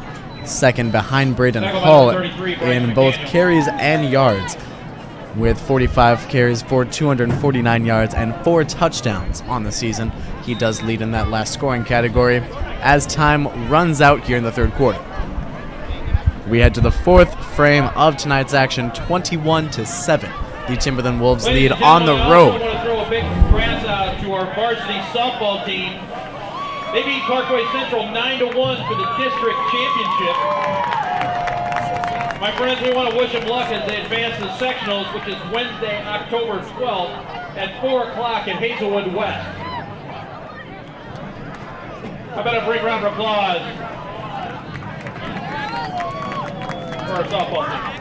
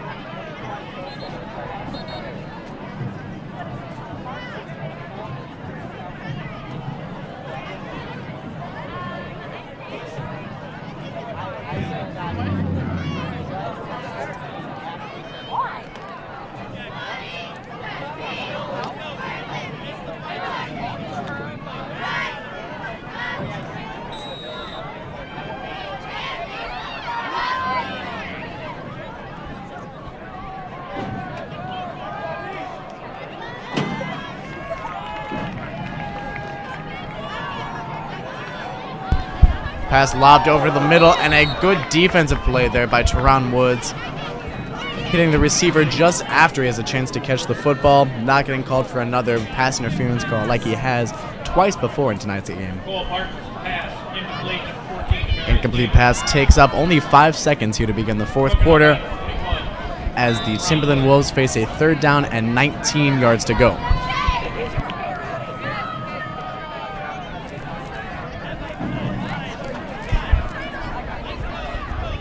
One running back offset of Cole Martin in the backfield, and the hard count does get Sam Neely to jump off sides on the far sideline.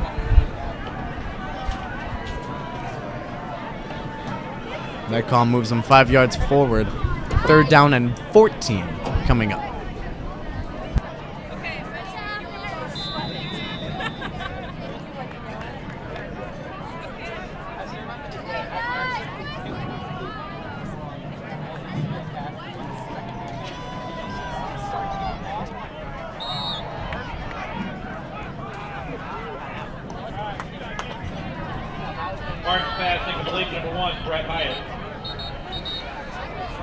Martin looked deep there for Hyatt, but that is incomplete. And down on the play is Hyatt.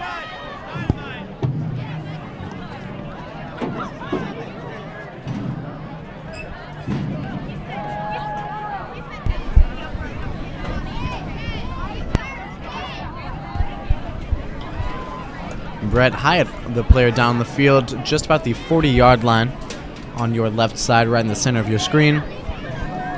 He has already had such a great game today. He picked off the quarterback, Aiden McDaniel, for the Knights, took it back just about 25 yards for a pick 6 in the first quarter, giving his team a 14-0 lead. And he has done a great job shutting down the Knights' offensive weapons, namely Maurice Massey, the number 1 receiver for Howell North, who came into this game with 546 yards receiving, and it's really been very quiet. On offense, that is. Massey has done a great job on defense. 2 interceptions for him. And he's also handled all of the return game for the Knights on this tonight's contest. He does set back to receive tonight's punt right now on a 4th down and 14 yards to go, as Hyde is helped off the field by the athletic trainer for the Timberland Wolves.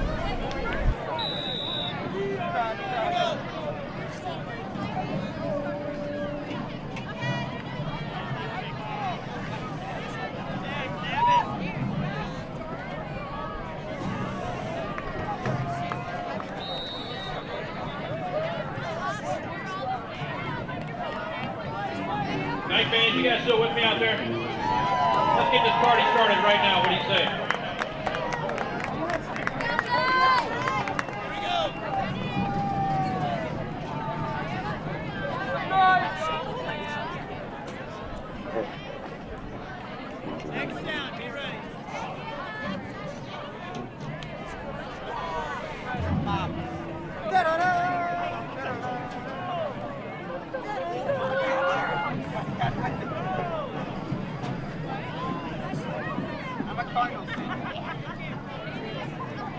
Personal foul against the Wolves.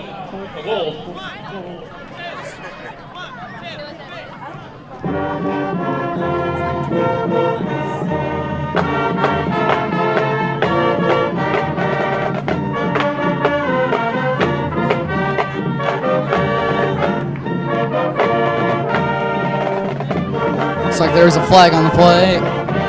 It's a personal foul against the Wolves.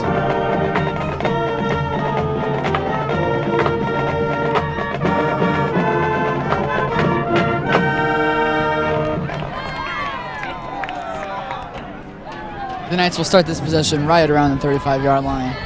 This is really do-or-die time for them. Only 11 minutes and 40 seconds left of the half. They have to get something here. Of the game, rather.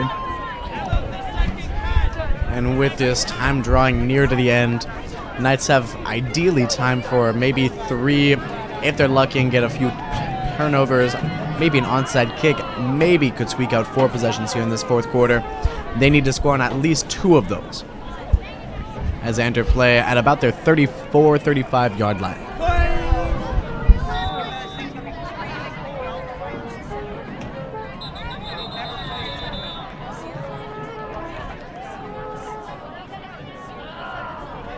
Offsides against the Knights. But a false start for Howell North doesn't set him up greatly, with a first down and 15 yards to go now.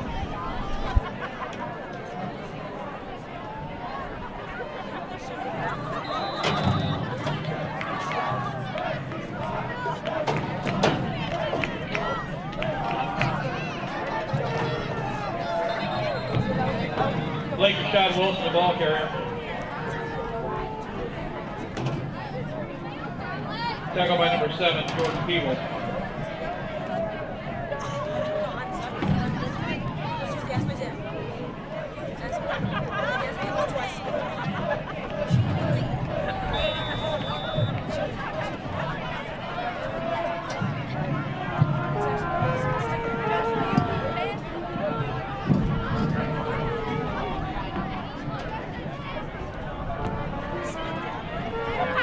McDaniel's alone in the backfield.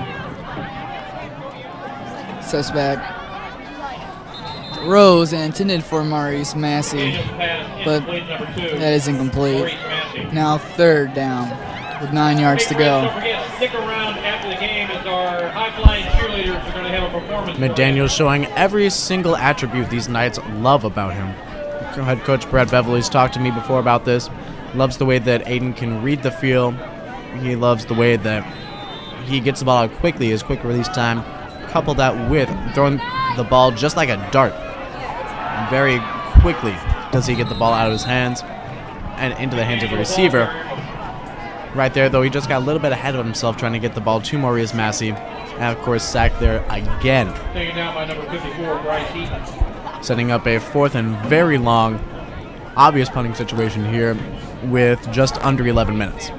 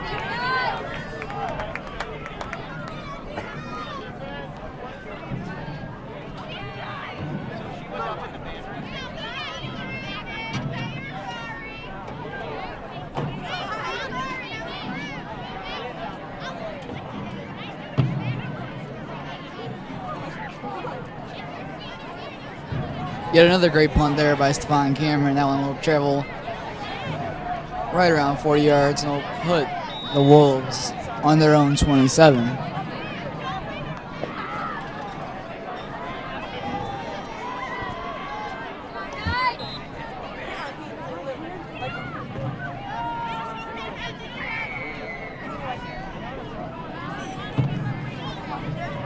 Great call, the ball carrier. Tackled by number 65, the big O, Daniel Ostrowski.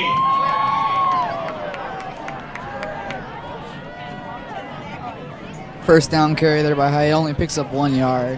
Now 2nd down and 9.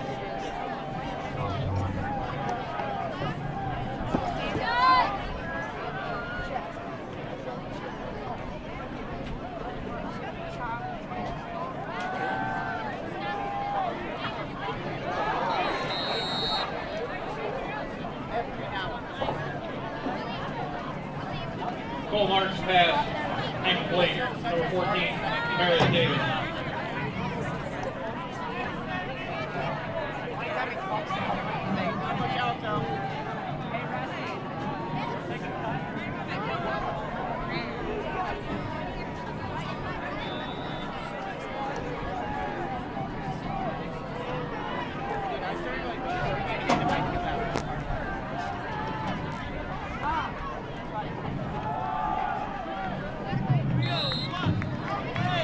Great ball carrier.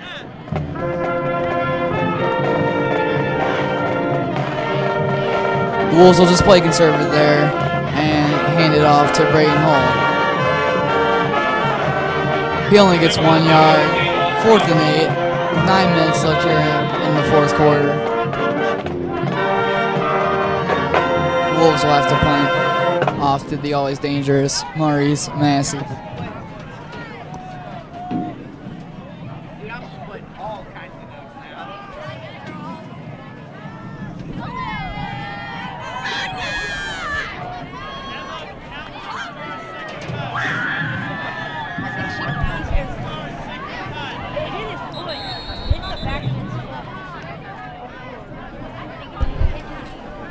Rare punt that goes the opposite direction for the Timberland Wolves. That one with the end over end bounce coming back towards midfield, giving the Knights a few free yards.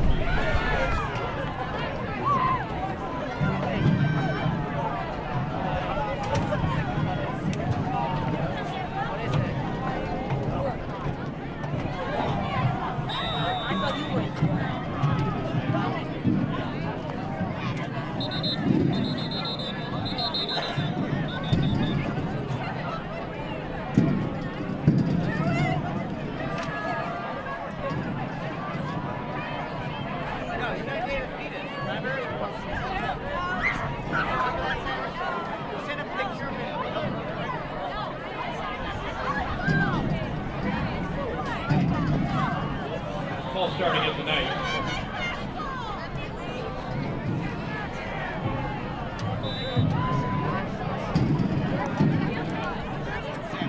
False start call against the Knights there, pushing back 5. 1st down, 15 to go.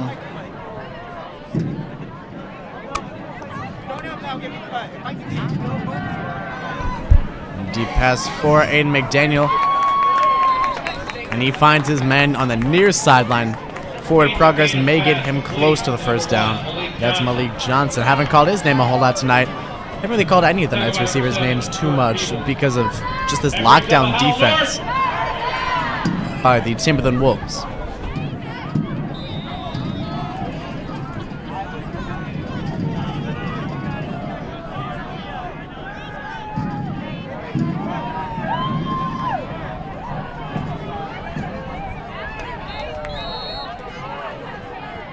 McDaniel pass incomplete, number 1, Malik Johnson.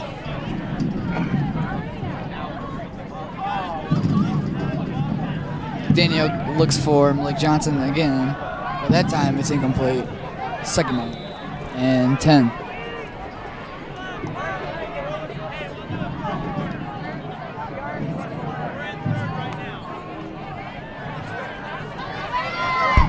McDaniel scrambling. He finds single coverage on the far sideline. Inadvertent contact. No penalty called there. 3rd down and 10 yards upcoming. 21, Ron Wood. Picks up 3rd and 10 for the Knights.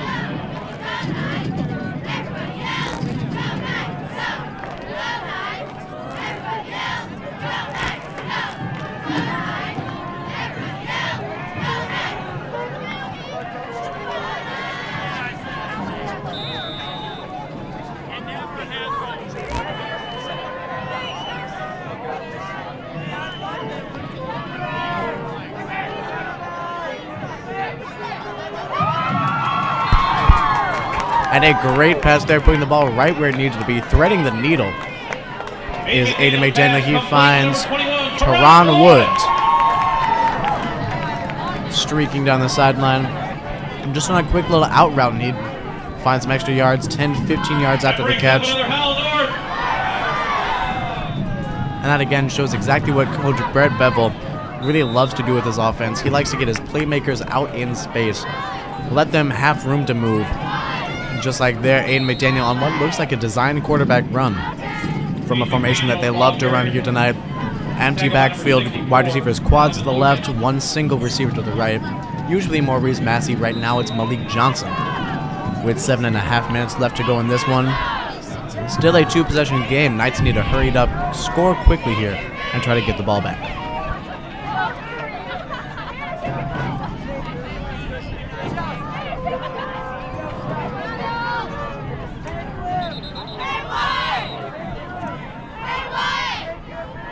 Ronald Wolves, ball carrier.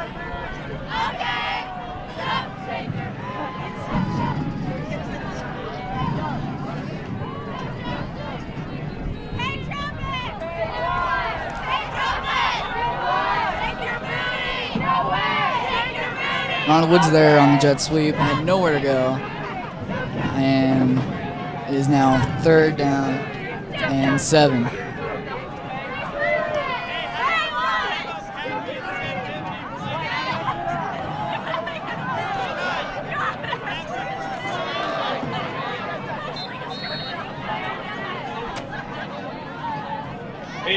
McDaniel goes deep for Malik Johnson, but they were not on the same page.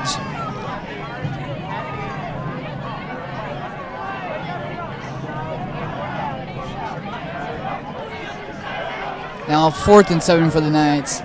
This very well could be the game. I may not go that far, Dominic. It's still 7 minutes left to go in this game. Even if they don't convert here, they do use a timeout, giving me a little bit of extra time to talk on the subject. Even if they don't get the first down here, they have a chance with these 7 minutes, get a quick 3 and out like they've done so often on defense, using that great, strong front 7.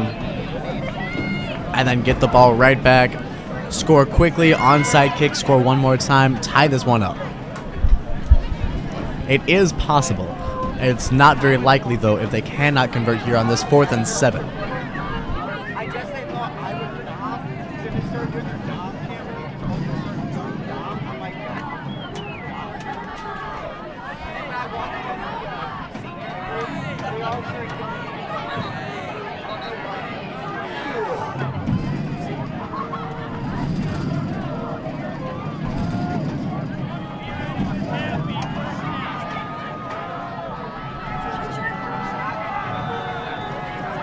All right, Knight fans, let them hear you right now. And here we go, 4th and 7. McDaniel finds Maurice Massey for the first down. A huge conversion there on 4th down. McDaniel's pass complete to number 2, Maurice Massey. And McDaniel finds his number 1 receiver, Massey, for a huge conversion. And who else would Aiden McDaniel go to rather than his number 1 receiver, as you said, Dominic, his safety blanket in Maurice Massey. 6'3", 6'4" on a good day. Can run faster than pretty much anybody on the field and can jump out of the gym. As you see right there, a jump ball.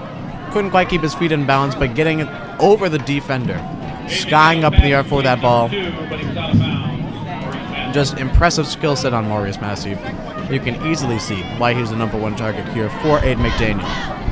He's nearly unguardable in the red zone. All you have to do is just throw him a fade in that size. And like you said, that skill set can beat any corner in this game.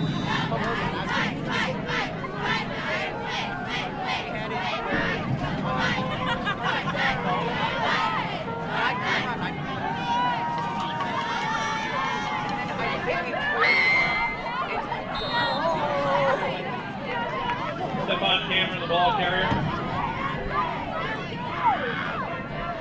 Tackle by number 52, Brandon Wisdom.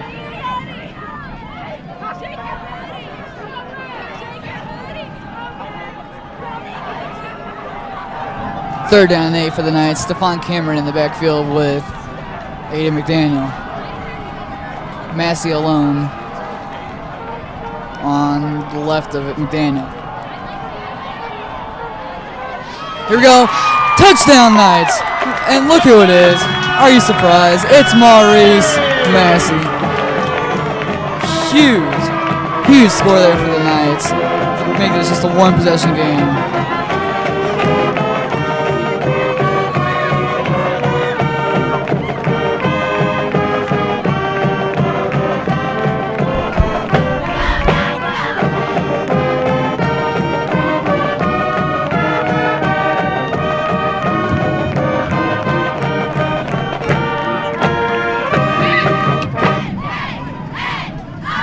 And just as we were talking about earlier, Dominic, Maurice Massey nearly unguardable in the end zone. Just great at catching the ball and then moving forward with it, getting it into the end zone. 21-14, Knights down by just one score here with 6 minutes and 7 seconds remaining here in this contest on their senior night. We'll see if this team can overcome the huge loss to their leading rusher, Donnell Hawkins, coming into this game with 1,108 rushing yards on the season and 15 rushing touchdowns. Knights, though, have done a great job getting the ball in the air, catching when it's in the air, not necessarily getting it in the air, as Aiden McDaniel has spent a lot of this game just flat on his back from the barrage of defensive players and sacks that he has taken here tonight. For the Knights to come back and win this game, or even tie it, send it to overtime, they're going to have to do a much better job protecting their quarterback. And of course, Aiden McDaniel, already great at reading the field. He's just going to have to get the ball out as quickly as he can, get the ball to his playmakers, Malik Johnson, Maurice Massey, Teron Woods, Ronald Woods, and get them in space and see what they can do.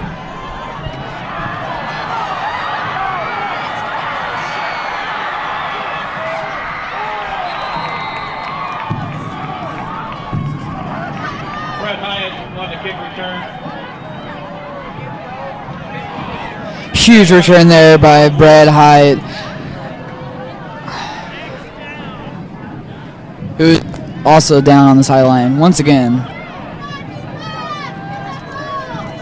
Come on, Knight fans, let's help out our defense on this. They've been working hard all game long.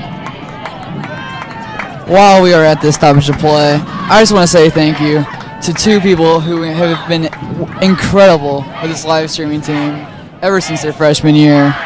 First, behind the scenes, Braden Larson, what he's done from setting up the camera every game, setting up the live stream every game, I mean, has been just amazing, and we're really going to miss him here at FHN. And alongside me, Jacob Littner. He's been on the call ever since freshman year, and I mean, what he's been able to do with the mic in his hand is irreplaceable. I just want to say thank you to both of them. Let's go defense. And as impressive as that eulogy was, Dominic, we still have 5 minutes and 56 seconds left to go here in this football game. From the 18-yard line, the Timberland Wolves line up.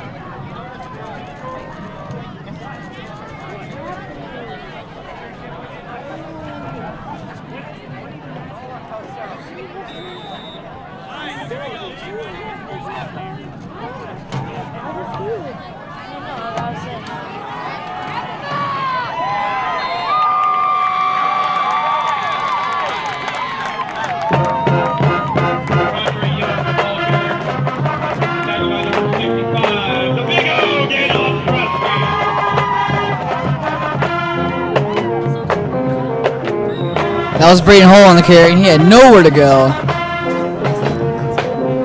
That'll be a loss of 5. Second down and 15 to go here with 5 minutes and 25 seconds here left in the game.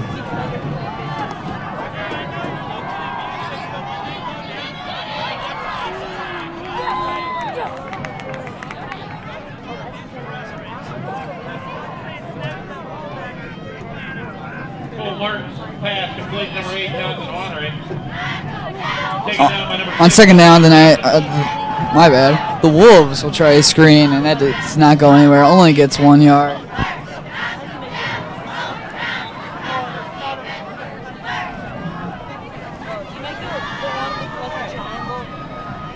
Now third down, 9 yards to go. Huge chance here for the Knights to make a stop.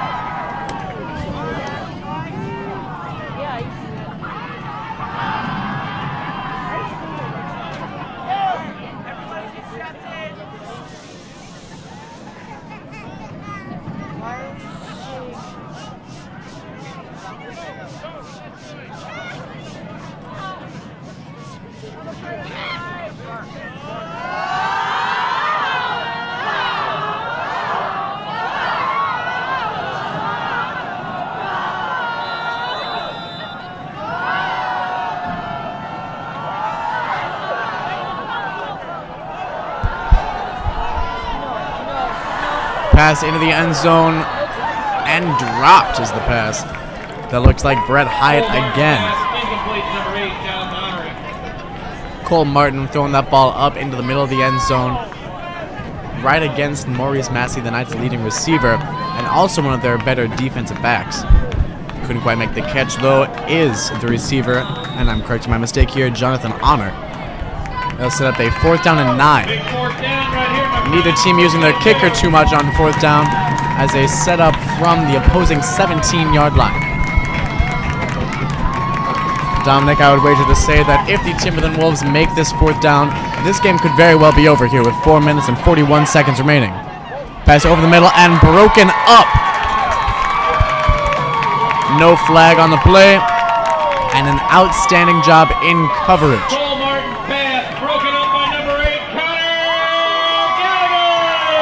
What a huge play there by Connor Gallagher, as the Knights defense makes a massive stop. Now have 4 minutes and 38 seconds left to try to tie this ball game. And Connor Gallagher playing just a huge role for this Knights team. He was the starting quarterback for the Knights last year as a sophomore. He injured his back and was put on the bench, replaced by Aiden McDaniel, the starter now. McDaniel at that time, though, just a freshman. Gallagher moving forward, fighting for the quarterback job. But really, he's perfect content. He's lined up here as the slot receiver, running over the middle of the field. That pass is complete to Teron Woods. He breaks a tackle, goes to the middle of the field, bounces outside, gets a good chunk of yardage, just keeps those legs moving. That's what these Knights are great at doing. Teron Woods taking a key from the Donnell Hawkins School of running the football. Keep those legs moving, just run through the defense. Any arm tackles are not going to bring down any of these Knights players. Penalty flag, though, on the field. Could go either way right now.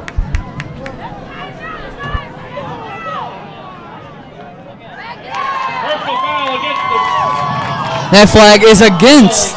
Personal foul against the Knights, that is Washington. But you know what? That brings up another Howell North. The flag was against the Wolves, but Knights will decline it, and they'll take the 1st down here with 4 minutes and 27 seconds left. As I say that, yet another big play there by Teron Woods. Earlier in the first quarter, made a huge play, about 30-yard gain down the field. That led to the first score for the Knights. He's had a huge role tonight for the Frankstown North Knights.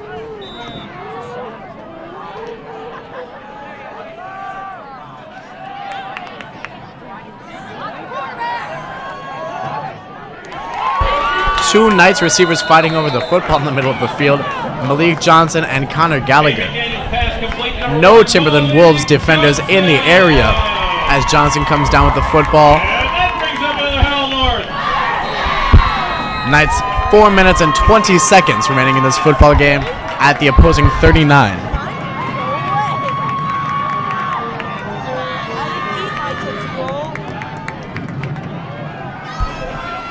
McDaniel over the middle. And he finds his man. Maurice Massey over the middle of the field. To number 2, Maurice Massey. Maurice Massey going forward and getting a stick route right towards the middle of the field. Ball down to about the 29, maybe the 28-yard line. Timeout called by the Timberland Wolves with 4 minutes and 5 seconds. These Knights running like a well-oiled machine. Dominic, what do you think is the difference between this drive that the Knights are running and the very big difference? Is that they've completely abandoned the running game, and they've been focusing on the air, and it's working. Distributing the ball well to pretty much everyone in the wide receiver core. Mastigan, look there, Malik Johnson, as well as Tron Woods. We'll see if the Knights continue to stay completely in the air, as we only have 4 minutes left in the game.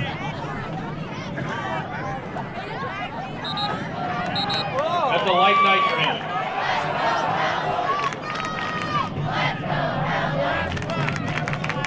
You can't hate the boot work.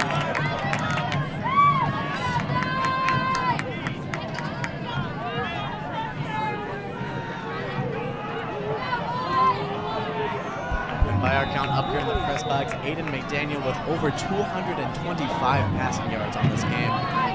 1 rushing touchdown to go along with that, and 1 passing touchdown to Maurice Massey. Again, he finds Massey on the inside post route, just like he has so many times earlier in this game. Another first down for these Knights here on their senior night. Keep pushing that ball forward, keep getting those big chunks of yardage. Right now, the Wolves have to be wondering what can they do to stop Maurice Massey, if they can even do it. And I said it earlier in the third quarter, Dominic.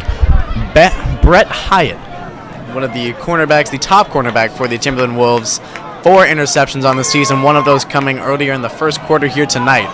He has just done a great job blanketing Maurice Massey, shutting him down, keeping him out of the game up until this fourth quarter, in which Massey has just broken out of his shell. 3 minutes and 34 seconds left in this game. Timeout called by Howell North, both teams with 2 stoppages of the clock remaining in this game.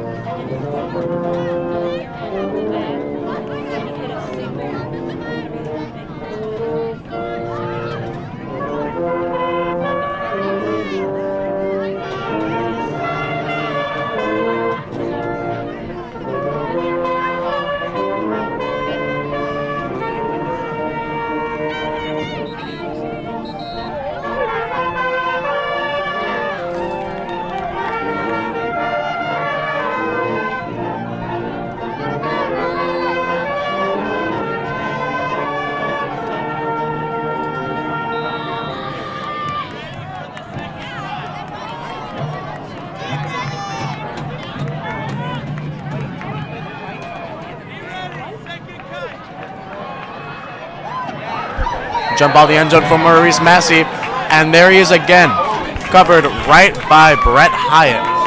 And looks like a high will be called for defensive pass interference on that play, holding back Maurice Massey right around the goal line area, setting the Knights up very well with just about 3.5 minutes left in this game.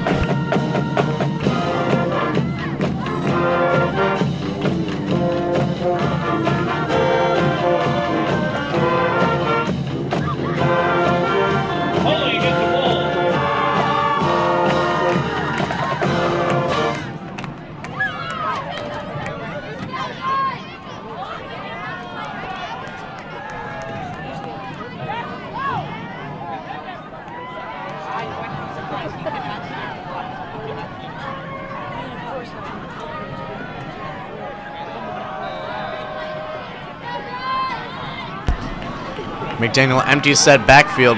Wide receivers Quaz to his right, 1 to his left. That is Maurice Massey in single coverage on the far side. McDaniel takes it right up the middle himself, and he gets down to about the 2-yard line. Maybe the 3. And Dominic, we're just having a discussion up here. If the Knights do score, do they go for the 2 points or they just go for the tie? I think since the Wolves defense has played so well tonight up until this point. You just have to play conservative and just tie this game. But I also understand trying to get it to Massey or trying to get it for a 2-point to take the lead late here in the fourth quarter. And Aiden McDaniel, just as we say that, a 2-yard touchdown run with 3 minutes and 5 seconds remaining in this game. Knights down by just 1 now, and it looks like they will keep the offense on the field. Just as I was going to say, Dominic, I understand where you're coming from. Normally, when you're playing at home, you'd go for the tie, you play for overtime, and win it there.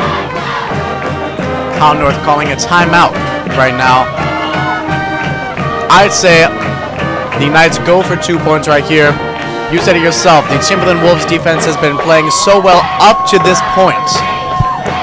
The Wolves defense is battered, they are beaten, they are bruised. The Knights can and will get through that defense, get those 2 yards, get those 2 points, and take the lead with 3 minutes and 5 seconds left here in this game.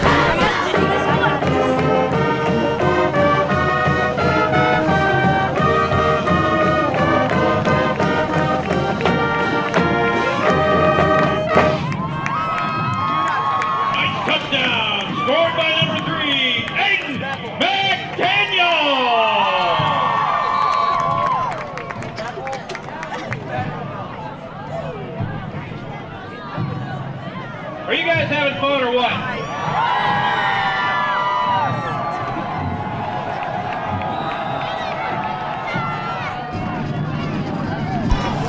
Wide receivers, 4 of them to the right, 1 to Aiden McDaniel's left. Snap, fade route to Massey in the end zone. Jump ball batted away.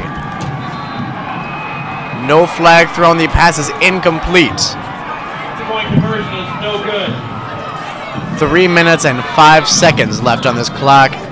Knights will be kicking the ball back off to the Timberland Wolves.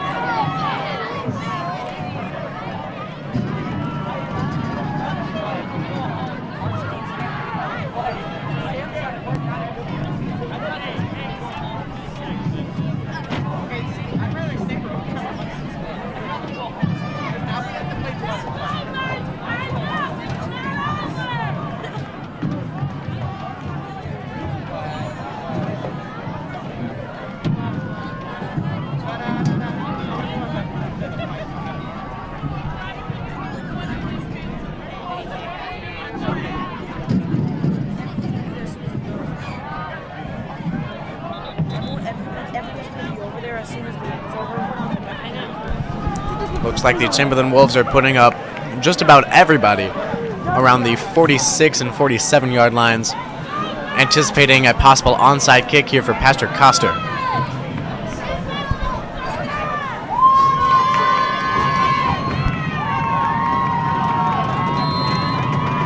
The Knights do not have a timeout, as they used them all earlier in the half, so they were. And the kick goes out of bounds around the 35-yard line. Absolute worst case scenario for Patrick Coster and the Howell North Knights. Down by 1 point and just giving them loads of free yards. That one with the penalty will be placed, I believe in high school it is 15 yards from the spot where it goes out of bounds.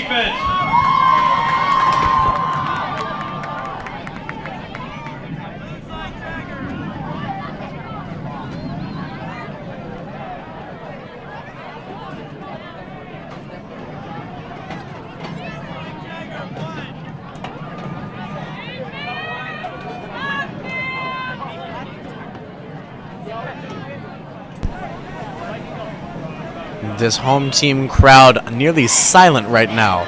The band has stopped playing here at this break. The student section is motionless, and the parents are sitting in anxious anticipation. Timberland Wolves running from their own 35-yard line. Both teams pointing at each other as the flag is thrown. And the official calls a false start. False start against the Wolves. As I was saying earlier about the no timeouts, the Knights will have to force a quick 3-and-out if they want to have any realistic chance at getting this down to field goal range or possibly an end zone appearance. Timeout. Wolves. And while I'll talk about the Knights' timeout situation, the Wolves will call one here now with 3 minutes and 5 seconds left here in the fourth quarter. As you were saying, Dominic, with this penalty, the Knights have a much better chance of getting the ball back with decent field possession. But the field goal game is essentially out of the question. As I've said earlier, Howell North running on a third-string kicker. He is a freshman, Patrick Costo. He's the quarterback on the freshman team, acting as the starting varsity kicker. And to go along with that, the Knights have not made a field goal all season. I don't believe they've even attempted a field goal all year. Anything longer than the 2-yard extra point that they do after the majority of touchdowns. So disregard the field goal. The Knights are going to have to get in the end zone after forcing a quick 3 and out here. Pro set formation here for the Wolves.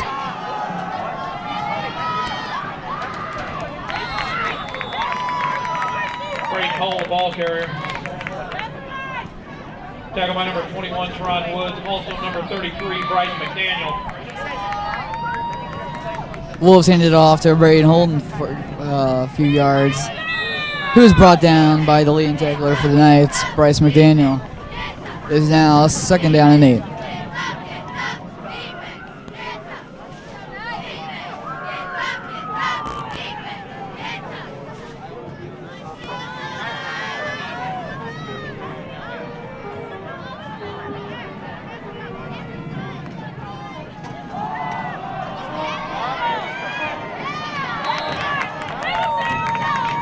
Young, the ball carrier.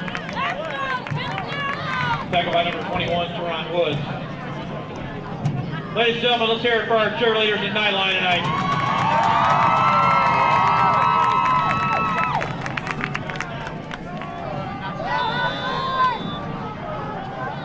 Devontre Young was taken down just short of the first down. Now 3rd and 3. Knights need a stop here.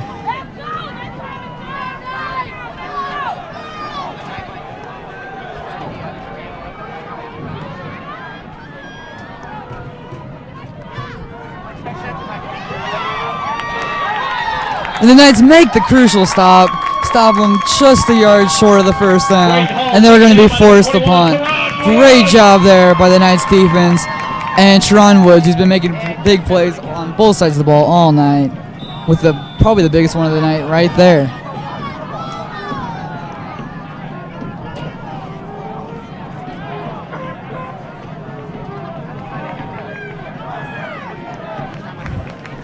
They will not be punting it, actually. They'll be going for it. 4th and 2.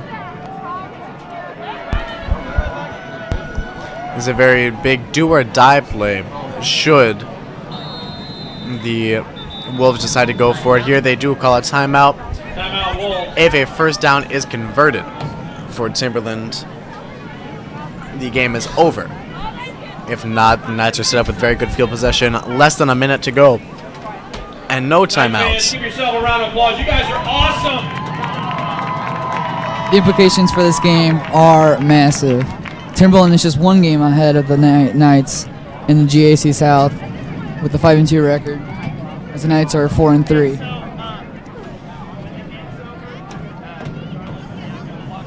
Timberland is 2nd, Knights are 3rd.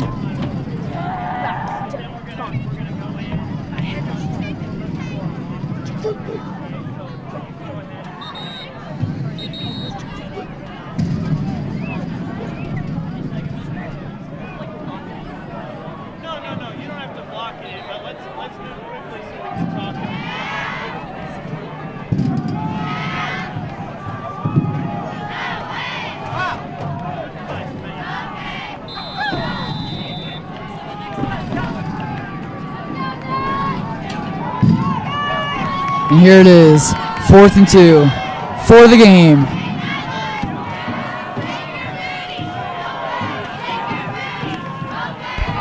Twin running backs in the backfield. And quarterback Cole Martin draws 2 Knights offsides there. Those 5 yards giving Timberland a first down and essentially the football game at this point from their own 48-yard line. The hard count working exactly as it needed to for Cole Martin and the Timberland Wolves.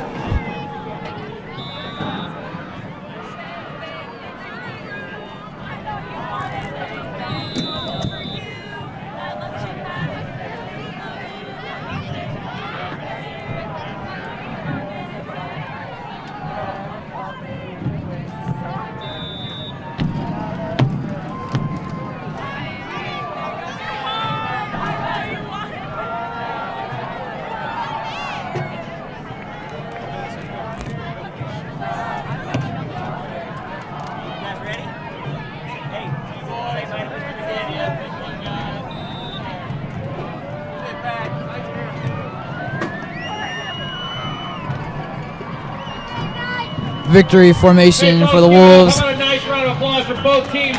Martin takes the knee, and that is it. Great effort in the end by the Knights.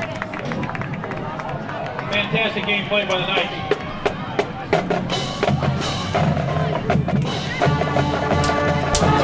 And with that loss, 21-20, a heartbreaker on the senior night for these two teams, for Francis Howell North. These two teams, the Knights fall to a 4-4 record, back to 500 before they go to Washington High School with their final game of the season. Timberland, on the other hand, advances to 6-2, still second place behind the Francis Howell Vikings in the conference. The Knights do go to Washington High School next week. Timberland in their next game.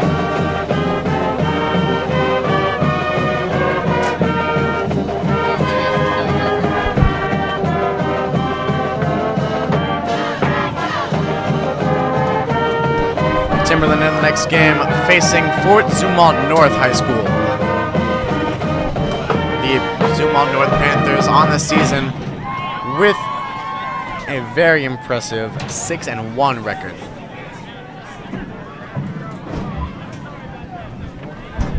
Stick around, my friends. Only 2.5 more minutes for our cheerleaders.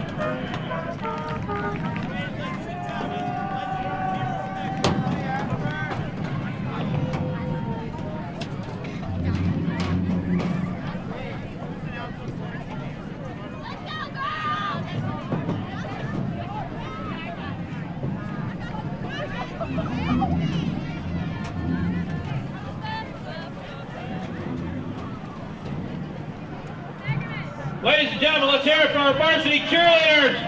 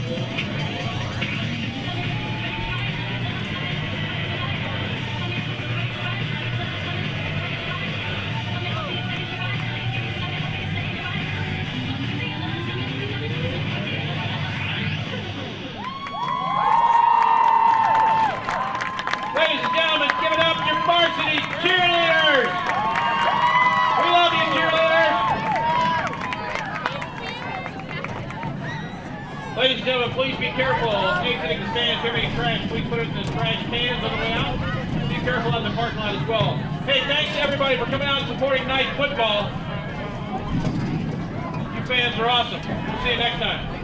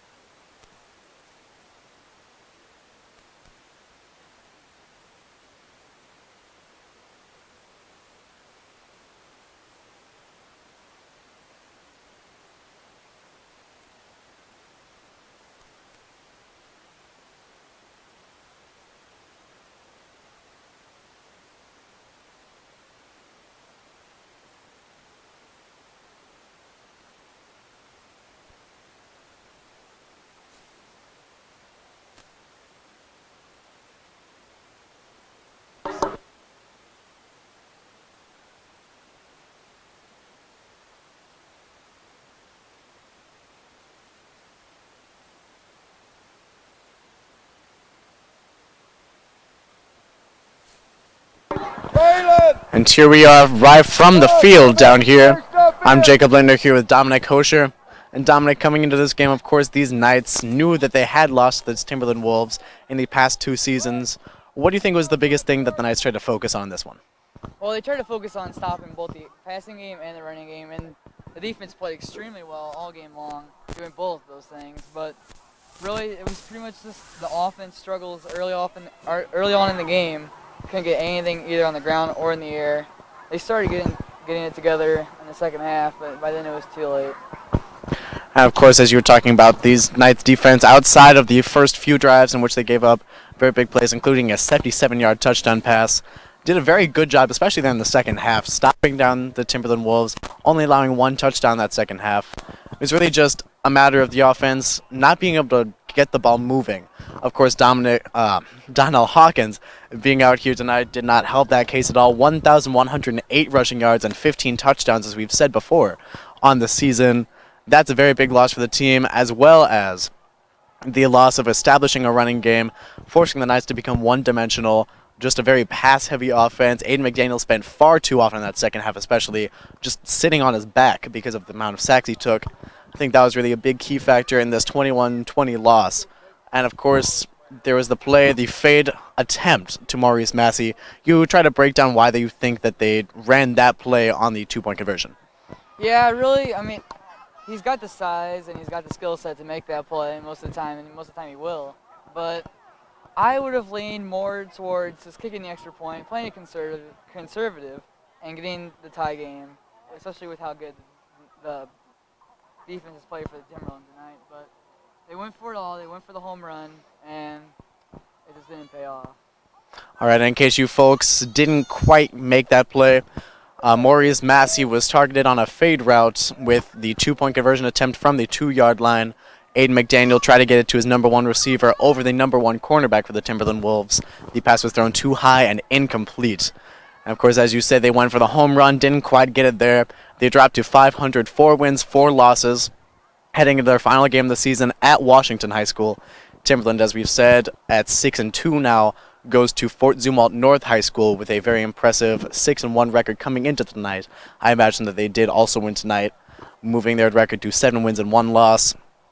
And really the Knights, if they win this coming week, and if they can get a little bit of help, a loss from Webster Groves High School, have an opportunity to host a district's playoff game at Francis Howell North High School for the first time since 2006. And Dominic, I know you may not be a senior at this high school on this senior night, but what do you think that would mean to the Knights, being able to just host a playoff game for the first time in 10 years? I mean, it would give both the Knights and their fans something really just... They will give the Knights team motivation that they haven't really had before, and home field advantage they haven't had before. I can imagine this entire crowd just being full and really, really determining how well they do in the playoffs. But it's something special that could happen, and the Knights really, really, really would love to have that next week. All right, and of course, tonight was senior night. I myself have spent 4 long years on this student publication staff and in this marching band. It's been a long road. We've been live broadcasting these games. This is our 4th year now. And I think I can speak for myself and my producer, Brayton Larson, as well as our camera person, Chase Meyer, right now, all 3 of us being seniors, that this live broadcasting program has been one of the greatest programs we've been a part of at Francis Howell North High School. It definitely has shaped the way that I've viewed a lot of things. It's what the field I plan to go into here with sports broadcasting after this year is over. And I just got to give thank yous to Brayton Larson, Chase Meyer, our advisor Aaron Manful, and really just everyone who's been involved with this live broadcasting program, helping us build it from scratch 4 years ago when all 3 of us were freshmen to what it is now. All of you at home, of course, thank you all for watching. We really could not do any of this live broadcasting without you all. And one last time here from Francis Howell North High School, my last football game here on this field, quite possibly. Thank you all for watching, and good night.